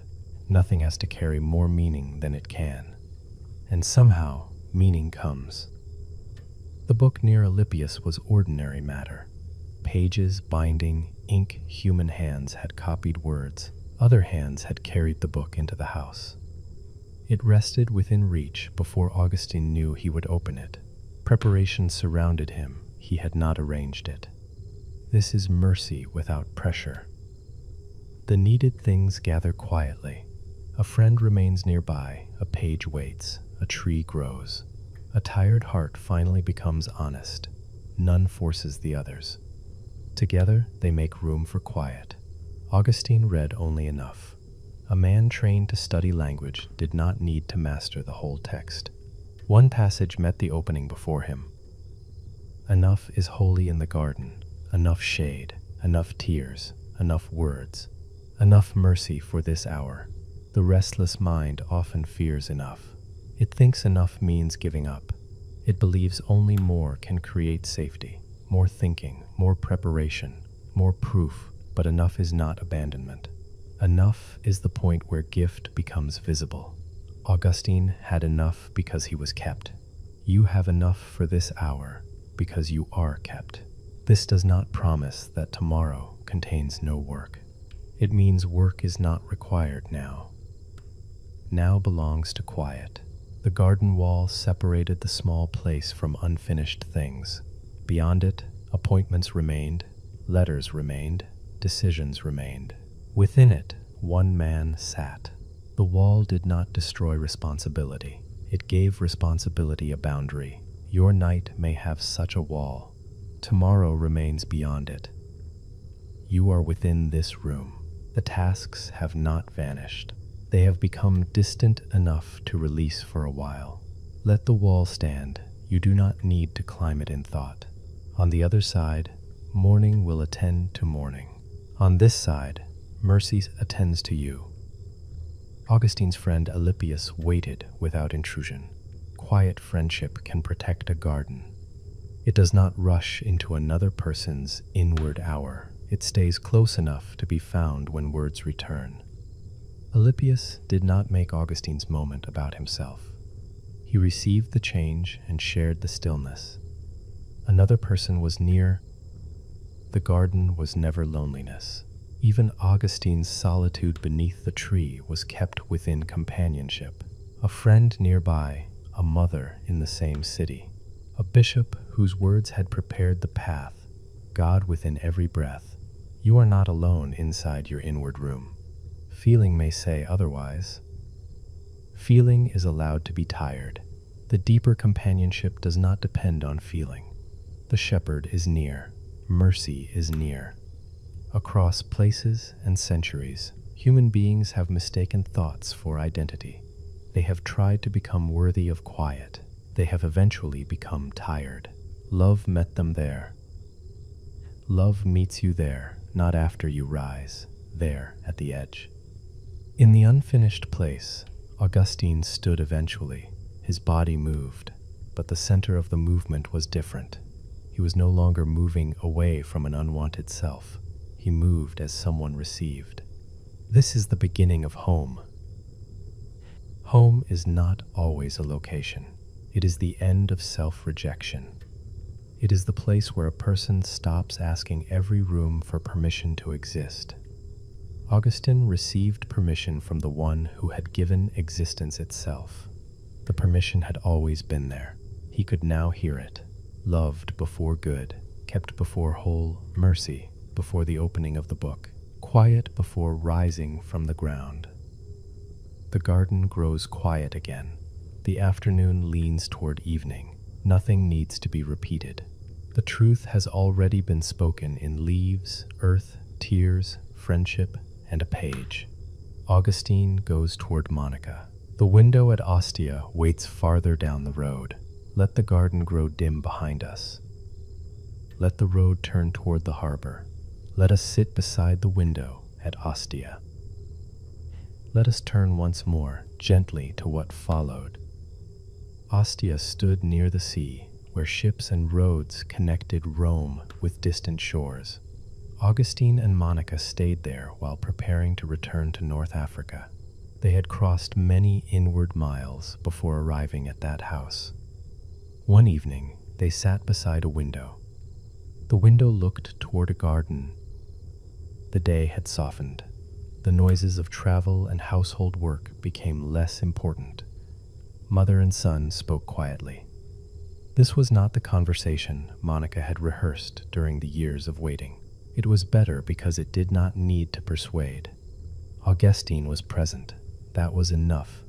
He had come home to the faith she carried, but he had also come home to her in another way. The defenses between them had lowered. The need to argue had passed. They could look in the same direction without forcing agreement.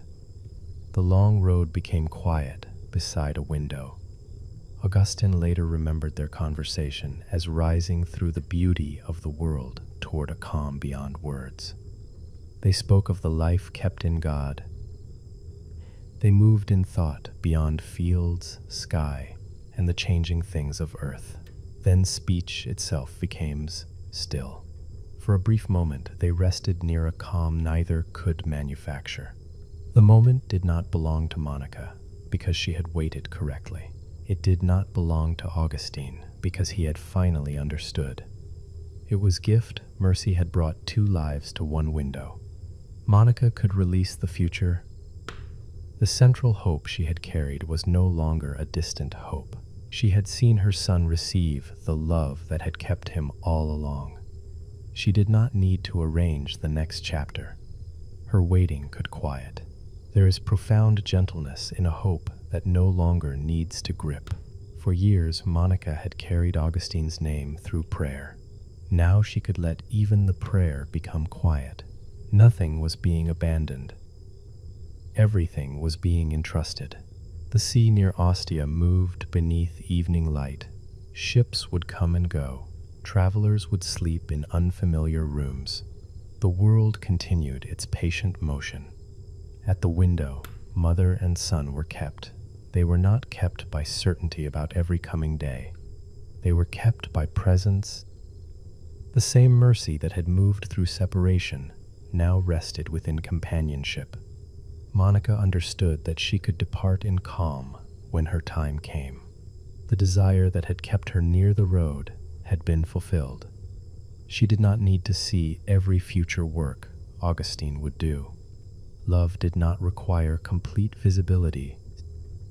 Soon afterward, Monica's earthly life ended at Ostia. The story remains gentle when told this way.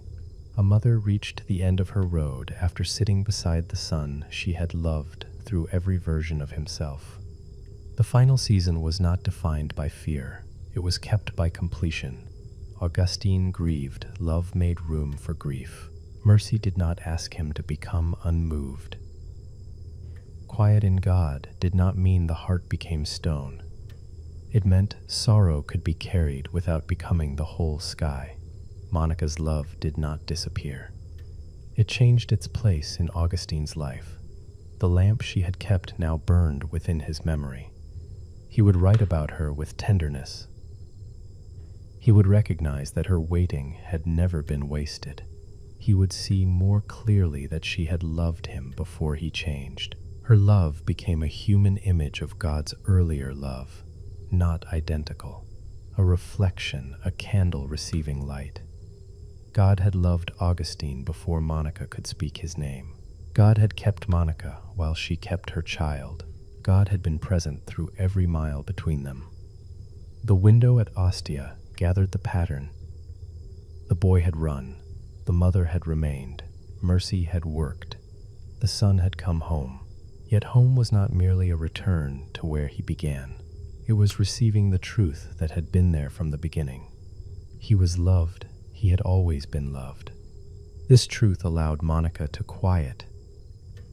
It allowed Augustine to continue without carrying her hope as a debt.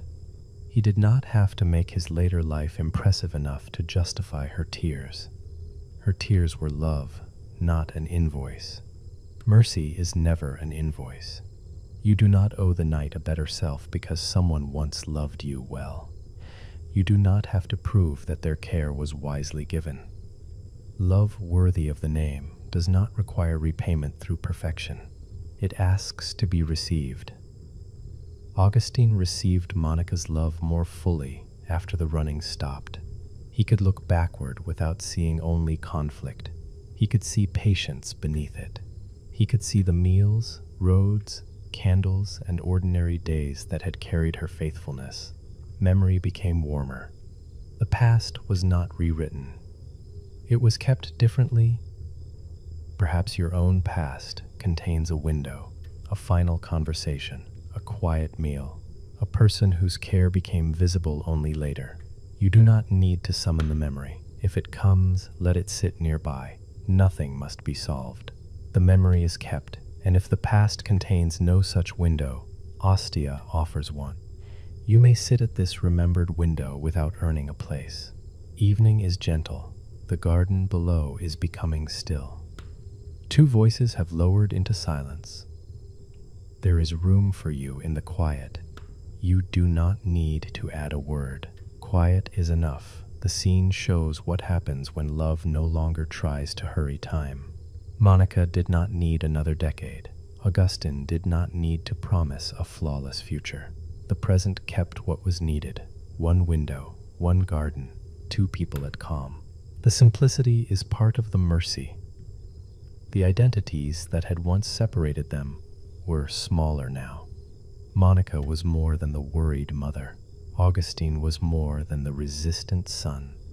They were two lives received by the same love. Neither had created that love. Both could quiet within it. The ships at Ostia waited for wind and tide. They did not cross the sea through anxiety. Sailors prepared what they could. Then they received conditions beyond their control. Human life carries the same rhythm. There is preparation, there is release, there is work, there is quiet. Monica had completed the work given to her. The remaining sea did not belong to her hands. Augustine would cross it without her visible presence. He would not cross alone. The mercy that had carried him toward the garden would carry him toward Hippo. The love that had met him before change would remain after change. He would discover that being found was not the ending of his journey. It was the ground of every later step. He would serve, he would teach, he would write. He would sometimes become tired. He would continue learning how to receive the identity he could never earn. Monica could quiet. Augustine could continue. Both were kept. This is not separation as abandonment. It is trust widening beyond sight. The mother releases the son's road. The son releases the mother's earthly presence. God holds both sides of the releasing. Nothing beloved falls into empty space. Love is there first. You were loved before you were good. You will not become more kept by staying awake. The people you love will not become less kept when you sleep. Let the window keep watch. Let the garden receive the night. Let the sea carry its slow tide beneath the dark. Augustine returned to North Africa. The road led eventually to Hippo, where a new identity waited. He would become a bishop, though he had not crossed the sea seeking that title. The man who once used words to build himself would use words to look backward with wonder. At night, he would write, "Let us enter that quieter room. Consider now the last of these stories." Hippo stood near the North African coast. The city kept a harbor, streets, homes, workshops, and a church that gathered ordinary lives. Augustine came there without intending to become its bishop, yet responsibility found him. The new title was weighty. He knew what titles could do. Once he had used them to tell himself who he was. Now he had to receive a title as service rather than shelter. Bishop could describe his work. It could not become his deepest name. That name remained loved, his days filled with people. They brought disputes, needs, questions, letters, and practical concerns. The life of a bishop was not made only of quiet thought. It included interruptions. Augustine, who had long searched for quiet, discovered that quiet did not require an empty life. It required a kept life. In the hours available to him, he wrote. Lamps illuminated pages, ink gathered at the point of a pen. Words formed in lines across the surface. Among the works he shaped was the book later called The Confessions. It was not a record of God finally deciding to love him. It was a long act of noticing that love had been present first. The older Augustine looked back at the boy in Thagaste. He looked at Carthage, Rome, Milan, the garden, and Ostia. He did not see unrelated failures scattered across a map. He saw a path kept by mercy. He saw that he had been sought before he knew how to seek. He saw that the restlessness of his heart had carried a hidden direction. It could not settle in lesser identities because it had been made to quiet in God. This was not contempt for the world. It was gratitude for the world in its proper size. Friendship was a gift. Learning was a gift. Language was a gift. None had to become God. Once released from that burden, each could become more beautiful. Augustine wrote toward the one who had remained through every chapter. His pages turned memory into recognition. The younger man had often felt alone inside his own search. The older man saw companionship everywhere. Mercy in Monica, mercy in Ambrose, mercy in questions that did not permit an easy quiet, mercy in the garden, mercy even in delay. The writing did not make the past perfect. It made the past kept. This distinction matters at night. A person may look backward and feel pressure to approve everything or reject everything. The mind divides the years into good rooms and bad rooms. Love sees a whole house. It walks gently through each room. It opens a curtain. It notices what was learned. It sits beside what still hurts. It does not abandon the rooms where the furniture is untidy. Augustine's book became such a house. He let the child remain a child. He let the young man remain restless. He let the grieving friend remain tender. He did not need to turn every earlier self into an enemy. God had never treated them as enemies. God had kept them as one life. The bishop writing at night was still the boy who loved words. Mercy had not erased him. It had returned his gift without the old demand that the gift prove his worth. He could write from belonging. He did not need to write toward belonging. This is quiet inside work. The hand still moves, the page still fills, the day still contains effort, but identity is received, not manufactured. Augustine was loved before the first word. He was kept after the last. Perhaps you have work waiting tomorrow. It may be written work or quiet work no one sees. The mind may be trying to perform it in advance. Tomorrow's page is not here. This page is enough. The bishop could only write one line at a time. He could not complete every book in one night. He did not know which pages would travel through centuries. He attended to the line before him. Then the ink dried, the lamp lowered. The body needed quiet. Even a saint sleeps inside unfinished work. Augustine left books incomplete. Every human life does. Completion belongs differently to God. This did not make the work meaningless. It made the worker free. He could offer what the hour allowed. He could quiet when the hour ended. God did not love him more because the books were wise. The wisdom grew from being loved. The order remained important. Loved before good, kept before useful. Mercy before achievement, quiet before completion. Augustine's public life carried demands. People disagreed with him. Questions changed. Communities needed care. The old ability to argue remained active. Yet beneath the active mind, another knowledge had taken root. He belonged to God. This knowledge did not make him flawless. It made return possible. When restlessness appeared, it no longer had to become identity. It was weather passing over kept ground. You can let your thoughts be weather too. They are not your deepest name. A thought may say you failed. It is still a thought.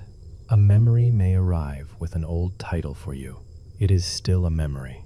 Neither sits in the place of God. God never believed the worst about you. The Lord sees the whole road. The Lord sees the child, the tired adult, the person at work, and the person awake after midnight. None is reduced to 1 hour. All are kept in one gaze. Augustine's writing teaches through its shape. He addressed his life from within relationship. He did not stand alone before a cold record. He remembered while already kept. You may remember from within love too, or you may stop remembering. Nothing requires a review tonight. The book may close. The room in Hippo becomes quiet. A page rests beneath a hand.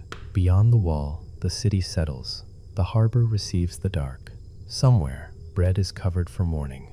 Somewhere, a child has already fallen asleep.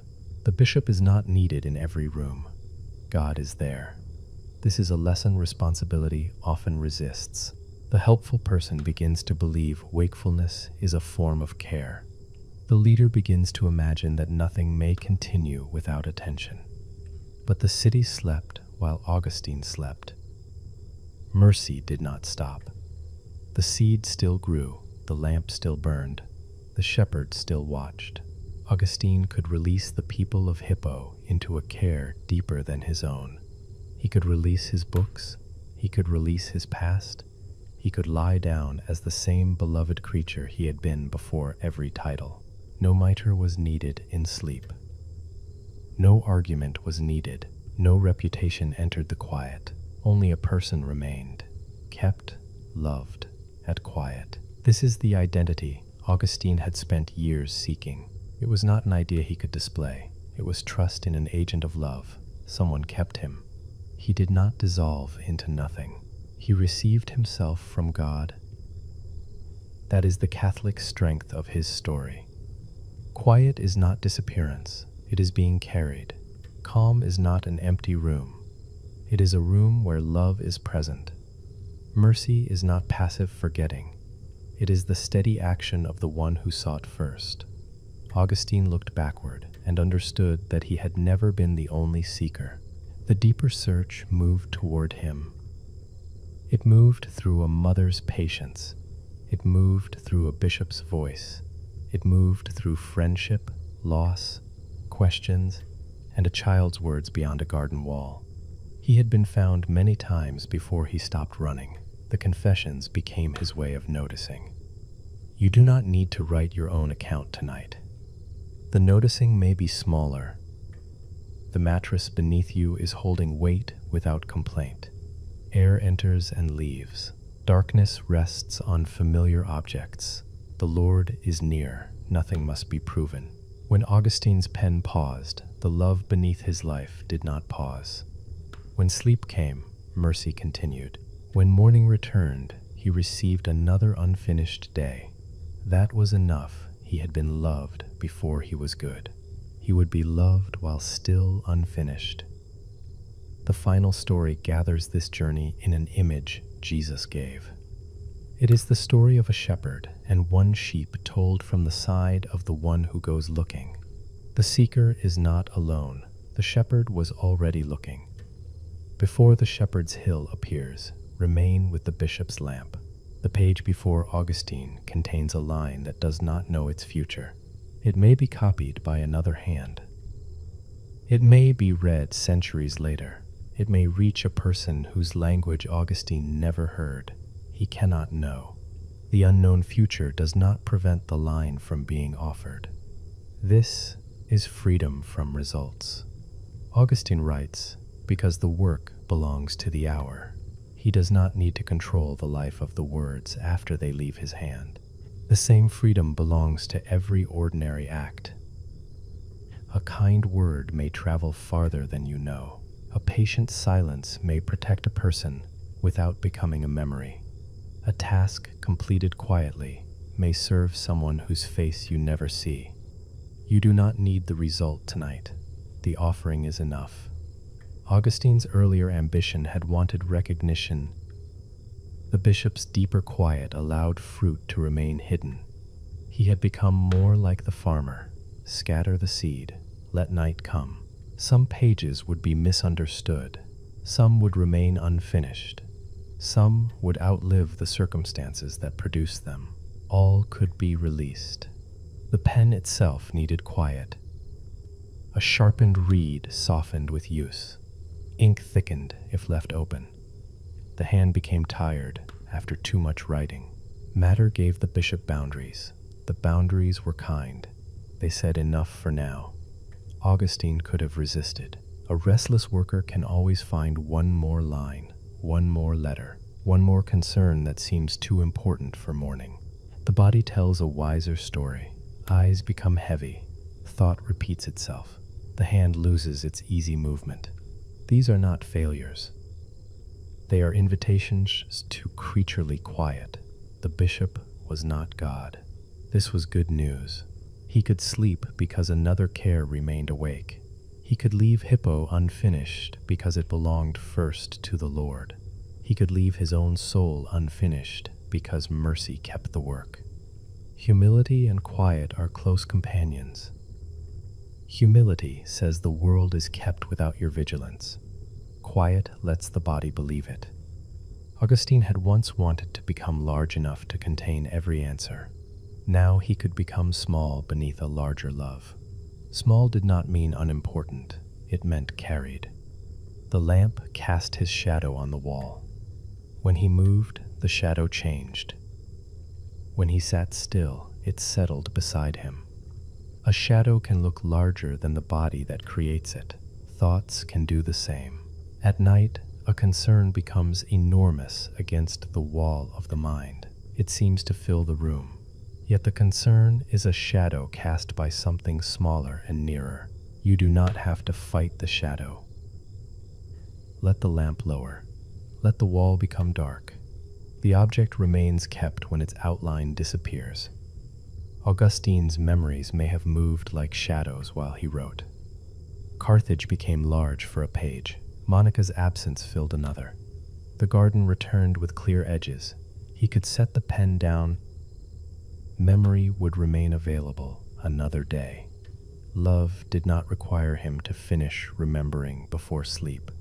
The pages already written rested in a stack. Their silence was complete.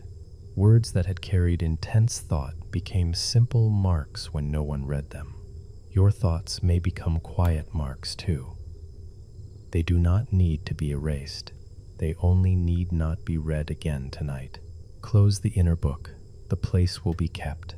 Nothing important is lost by resting. God had kept Augustine's place. Through years when he could not read the story clearly, mercy had kept every page. Now he could trust the keeping. He might walk through a corridor after writing. The stone beneath his feet retained a little coolness. A brother nearby had already gone to sleep. The common house lowered into quiet. No one applauded the completed page. The night received it. Augustine entered a smaller room.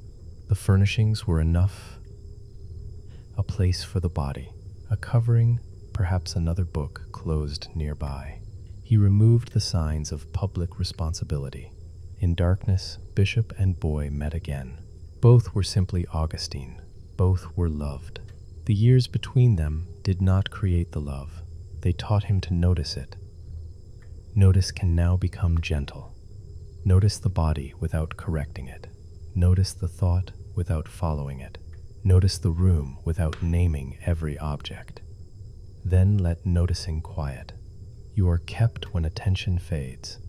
You are kept when the story becomes a few disconnected images. You are kept when the voice becomes distant and words lose their sharp edges. Augustine did not need consciousness to maintain mercy through sleep. Neither do you. The night in Hippo extends over the harbor. Water moves against stone. A moored vessel rises and lowers by a small measure. It is secured without becoming rigid. This is another image of quiet, kept, yet moving safe, yet responsive to water. The body may shift, thought may rise and lower. Sleep may come near and move away. None of this means the mooring has failed. You are still kept. The rope does not accuse the boat for moving. Love does not accuse you for restlessness. The tide is allowed. The night is allowed. The gradual settling is allowed. Augustine's heart had moved through many tides. God had not confused motion with abandonment. God never believed the worst. The bishop could finally look at movement without making it an identity. Restlessness was something he experienced. It was not who he was. Weariness was something he experienced. It was not who he was. Success was something he experienced. It was not who he was. Loved was deeper. Kept was deeper. The lamp is nearly finished now. The page is dry. The harbor is quiet. Augustine sleeps inside a life still full of work. Mercy keeps the unfinished pages. The shepherd keeps the sleeper. Beyond Hippo, the old gospel hill waits with one final image of being carried home. Let us quiet inside that final image. The gospel tells of a shepherd who notices one sheep is away from the flock. The story is often heard from the side of the lost one. Tonight, it may be heard from the side of the shepherd. He notices. The sheep does not send a message. It does not find a high place and explain where it went. It does not become easy to love before the search begins. The shepherd notices because the sheep already belongs to him. Belonging comes first. Then the search. He leaves the gathered flock in safety and goes toward the open ground. The path may bend between low hills. Evening may soften the edges of the land. The shepherd knows the small tracks and places where an animal may become caught or tired. He is not looking for a burdened creature. He is looking for his sheep. The difference holds the whole episode. God did not look at Augustine and see the worst version of a man. God saw someone beloved. The running did not become his identity. The distance did not cancel belonging. The shepherd was already looking. In Thagaste, looking. In Carthage, looking across the water to Rome, looking. In Milan, near the garden, looking. The search was not anxious. God does not lose the map. It was the steady movement of mercy through a human life.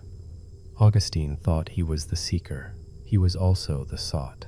This is why His quiet could finally become active trust. He did not stop existing. He stopped carrying the whole search alone. He allowed himself to be found by the one who knew him. The sheep in the gospel does not deliver a speech when found. It does not explain the path. It is lifted. The shepherd places it upon his shoulders. The weight transfers. The journey home begins as quiet. The sheep is awake or tired. It may understand or not understand. The shepherd carries it either way. You are kept either way. Whether the night feels peaceful or restless, you are kept. Whether the story has become clear or has already faded, you are kept. Whether you believe kind things about yourself or the old harsh title returns, God never believes the worst. God sees the beloved one.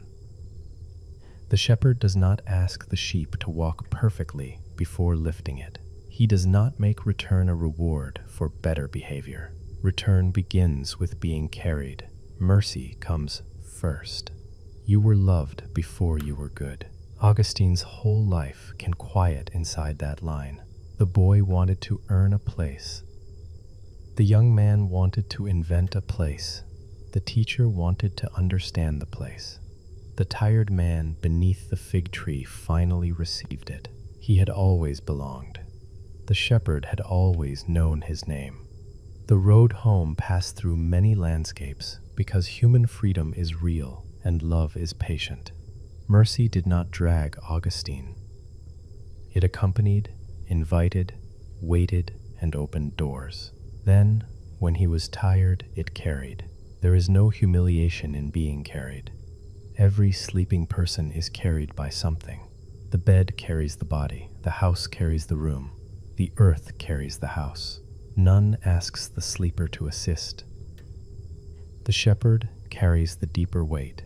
You may quiet. The story does not say the sheep becomes valuable when it returns.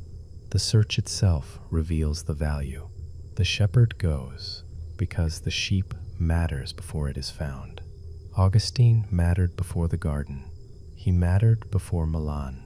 He mattered before his first good sentence. He mattered as a child beneath the North African sky. Love did not wait. Perhaps the mind keeps returning to a place where you think love should have waited. A better choice. A calmer season. A version of you who knew more. Love was already there. This does not make every road the same. It means no road is outside the shepherd's reach. You are not what happened on the road. You are the one being sought. You are not the harshest sentence you formed in the dark. You are the one being kept. You are not required to find your own way home tonight. Quiet can be the return. The shepherd's pace is steady. He has carried living weight before. He adjusts the sheep upon his shoulders. One hand keeps it near. The path descends toward familiar ground. The sheep feels the rhythm of another body walking. It does not choose each step. It receives the journey. This is trust with an agent. Someone is carrying. Someone knows the road. Someone believed your belonging before you could remember it. Augustine spent his final years serving the flock entrusted to him. Yet he remained a sheep upon the shepherd's shoulders. Leadership did not remove dependence. Wisdom did not replace mercy. He was still kept. He was still loved. He still needed quiet. The saint's authority comes partly from this humility. He knew the inside of running. He knew how persuasive false identities can feel. He knew that brilliant thoughts do not always quiet a human heart. And he knew what it was to be found, not accused into home, carried home. The gospel image becomes the answer to every chapter. Monica's waiting reflected the shepherd's patience. Ambrose's welcome reflected the shepherd's voice. The garden was a place where Augustine stopped moving long enough to feel the hands already near. The confessions became the song of someone carried. Nothing about this story asks you to become Augustine. It offers his journey as an old road beside your own.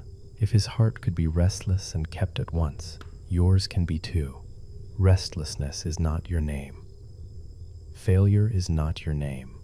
The worst thought is not your name. Loved is nearer, kept is truer. Mercy is already moving. Quiet is already offered. The shepherd reaches the place where the flock is gathered. The night has not become dangerous in the telling. It has become spacious. The stars quiet above the hills. Animals settle near one another.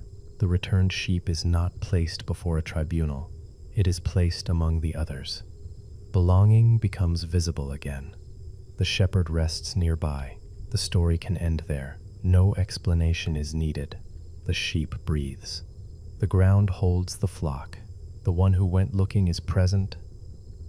Augustine's road also ends inside presence. The cities become quiet. The books close.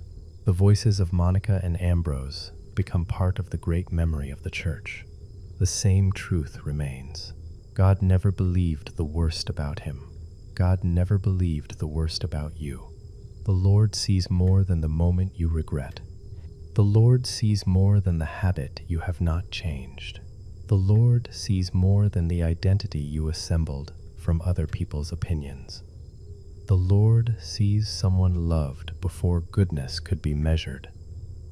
There is nothing sentimental about this. It is the strong ground of mercy. Love is not pretending the road was shorter.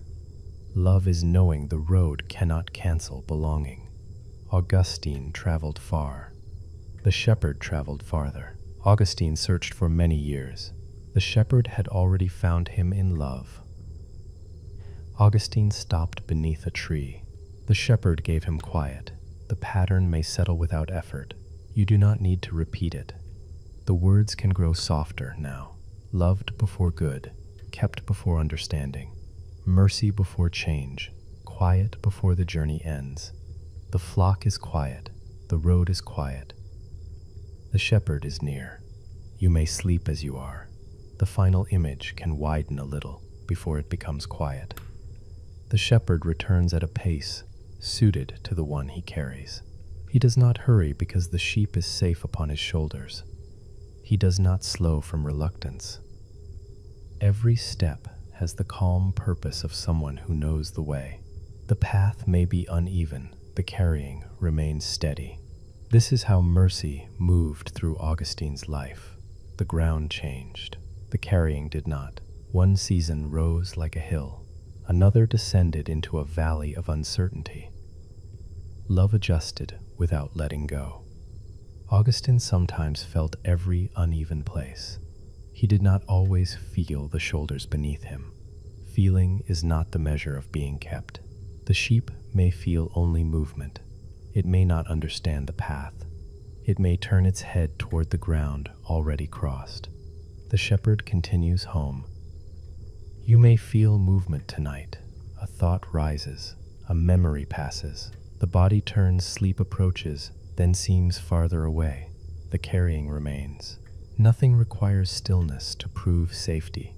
A child being carried may move and still be carried. A boat may rise and still be moored.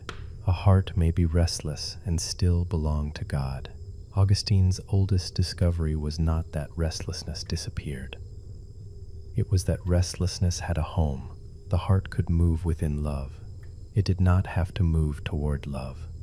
This difference is quiet enough to miss. One way treats love as a distant reward. The other receives love as the space through which every step occurs. You are already within it. The shepherd's hand rests near the sheep. It does not grip with fear, it supports. The shoulders take the weight. The feet continue along the known track. The sheep has no task. Being carried is enough. For the person who has spent a life becoming useful, this can feel strange. Usefulness has a clear shape. It can be measured. Being loved has no such measurement. It is received. Augustine spent years measuring himself. The best speaker, the serious thinker, the respected teacher later, even bishop could have become another measurement. The shepherd removed the scale. One sheep mattered because it belonged, not because it was the strongest, not because it found the best grass, not because it never wandered. It belonged, you belong, before every comparison. The person sleeping easily in another room is not more beloved. The person whose past feels simpler is not more kept. The person who seems certain is not nearer to mercy. The shepherd knows each weight. No comparison is needed. The returning path crosses a place where wild herbs release a faint scent underfoot. The shepherd notices the ground. He knows where stone becomes loose. He shifts the sheep gently before stepping down. Care anticipates what the carried one cannot see. God's care for Augustine often arrived before his awareness. Ambrose was already in Milan. Alypius was already near. The book was already within reach. The fig tree had already grown. Mercy prepares without announcing itself. Something may be prepared beyond your sight, too. This is not a promise that every desire will take the form you imagine. It is a reminder that unseen does not mean uncared for.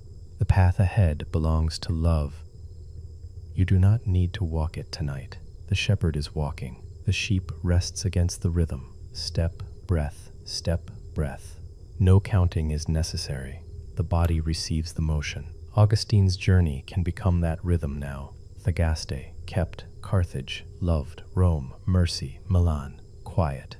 The places lose their sharpness. Kept, loved, mercy, quiet. Nothing else needs to remain. Monica's lamp becomes a warm point far behind. Ambrose's voice becomes low and indistinct. The garden wall becomes a line beneath evening. Ostia's window reflects the last light. Hippo's pages close. The shepherd carries all the images. You do not need to carry them. The old saint's life has done its work if it offered one permission. You are not required to repair yourself before resting. Augustine did not repair himself beneath the fig tree.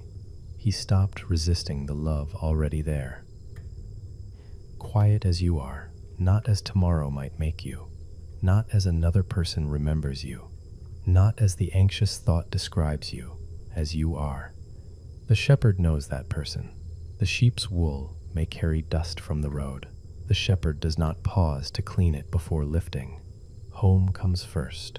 Care comes first. Belonging comes first. You were loved before you were good. The sentence is not praise for goodness or its absence. It is freedom from sequence. Love did not stand behind a gate waiting for evidence. Love began the story. Love kept the middle. Love receives the ending. Augustine's accomplishments cannot improve that love. His confused years cannot reduce it. The measure was never his performance.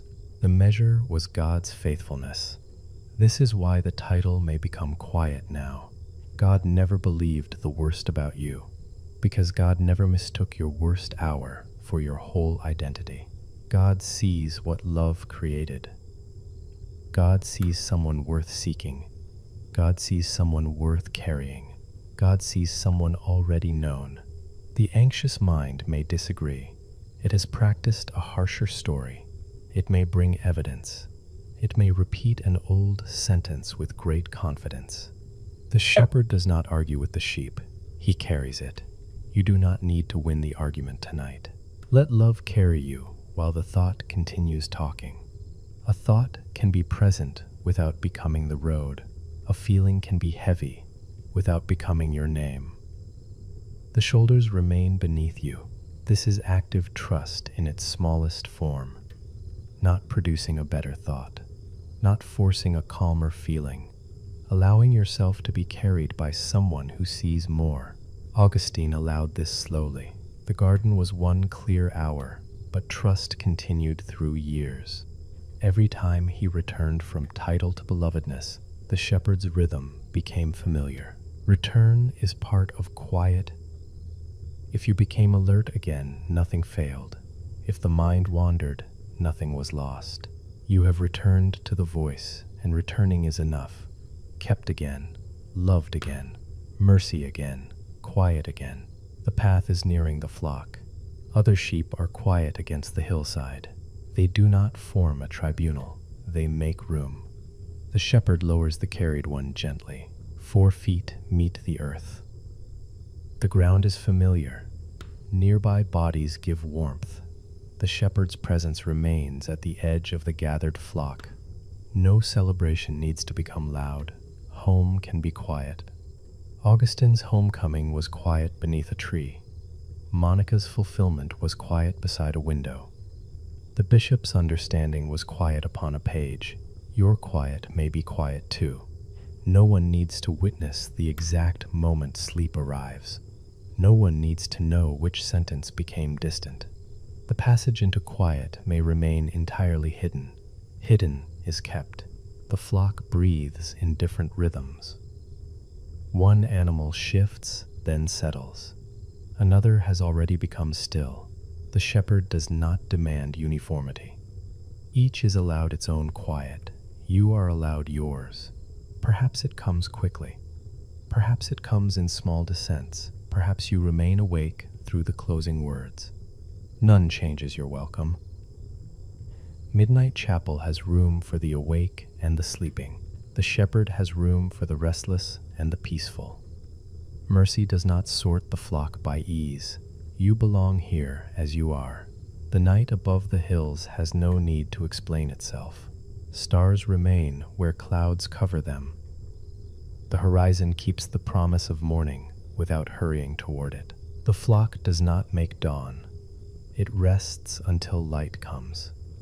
You do not make dawn either. Morning is already on its way through a world you do not have to move. While one city sleeps, another receives first light. The earth turns without instruction. You may be still. Augustine's world turned through all his searching. Seasons continued. The love beneath them did not become tired. God is not tired of carrying you. Mercy is not impatient with this hour. Quiet is not withheld. The sheep lowers its head. The road becomes only a faint line in the dark. It no longer needs to be reviewed. The road was real. Home is real too. Carthage may sleep. Rome may sleep. Milan may sleep. Ostia and Hippo may sleep. The boy, teacher, son, bishop, and writer may all sleep beneath one name, loved. The name is enough. Kept the ground is enough. Mercy the gift is enough. Quiet the night is enough. God never believed the worst about Augustine. God saw the beloved person beneath every unfinished form. God never believed the worst about you. The shepherd is near. The flock is quiet. Nothing is required. One final night breeze moves over the gathered flock. It passes through grass and continues beyond the hill. No animal needs to follow it. No one needs to know where it goes. Thoughts may pass this way. They arrive. They move through. They continue beyond attention. You are not the breeze. You are the one kept while it passes.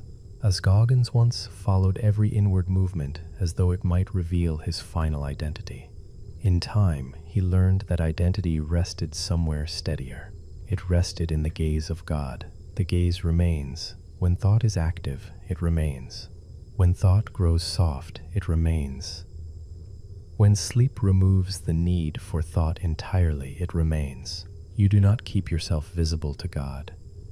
Love sees in darkness. The shepherd can distinguish every sheep when the hill becomes dim. He knows the shape of the flock. He knows the breathing nearby. He does not need each one to call out. Silence does not make you unknown. Sleep does not make you absent. Quiet is not a disappearance from love. It is a deeper surrender to being known without effort. The breeze has moved on. Grass returns slowly to stillness. The last restless sheep settles its weight against the earth. No one marks which one settled last. There is no ranking in quiet. There is only welcome. Augustine's long journey and your present night meet within that welcome. Different roads, the same mercy, different restlessness, the same shepherd, loved before good, kept before calm, mercy before understanding. quiet before morning. The words have become familiar now. Familiar words need less attention. They may become like the rhythm of steps already carrying you home. Kept, loved, mercy, quiet. Nothing new is coming. Nothing more needs to be learned. The story has reached its quiet place. The hill is dark. The flock is safe. The shepherd remains. You may sleep as you are. The old road no longer asks to be traveled again. Every city rests where it belongs. Every earlier self is gathered beneath the same patient mercy. Nothing has been discarded. Nothing beloved has been forgotten. Augustine rests inside the story now. Monica rests. Ambrose rests. The unnamed friend rests beyond the reach of anxious memory. The love that kept them does not quiet from love. It remains without strain. It remains without counting. It remains near you. There is no final effort hidden in these words. There is only the steady permission with which the night began. You do not have to repair yourself before sleep. You do not have to become another person. You are known as you are. You are welcomed as you are. You are carried as you are. Let that be enough. You do not need to remember everything you heard tonight. If one moment stayed with you, let that be enough. Perhaps it was a lamp, a garden, a window, or a shepherd carrying the weight home. And if nothing stayed, that is fine too. Some things settle into us without our knowing. The seed grows while the sower sleeps. If you are still with us, thank you for staying. If you have already drifted off, thank you for that too. Wherever you are right now, you are welcome here exactly as you are. You were loved before you were good. You are kept before anything changes. There is nothing left to prove tonight. Sleep well, and thank you for joining us here at Midnight Chapel.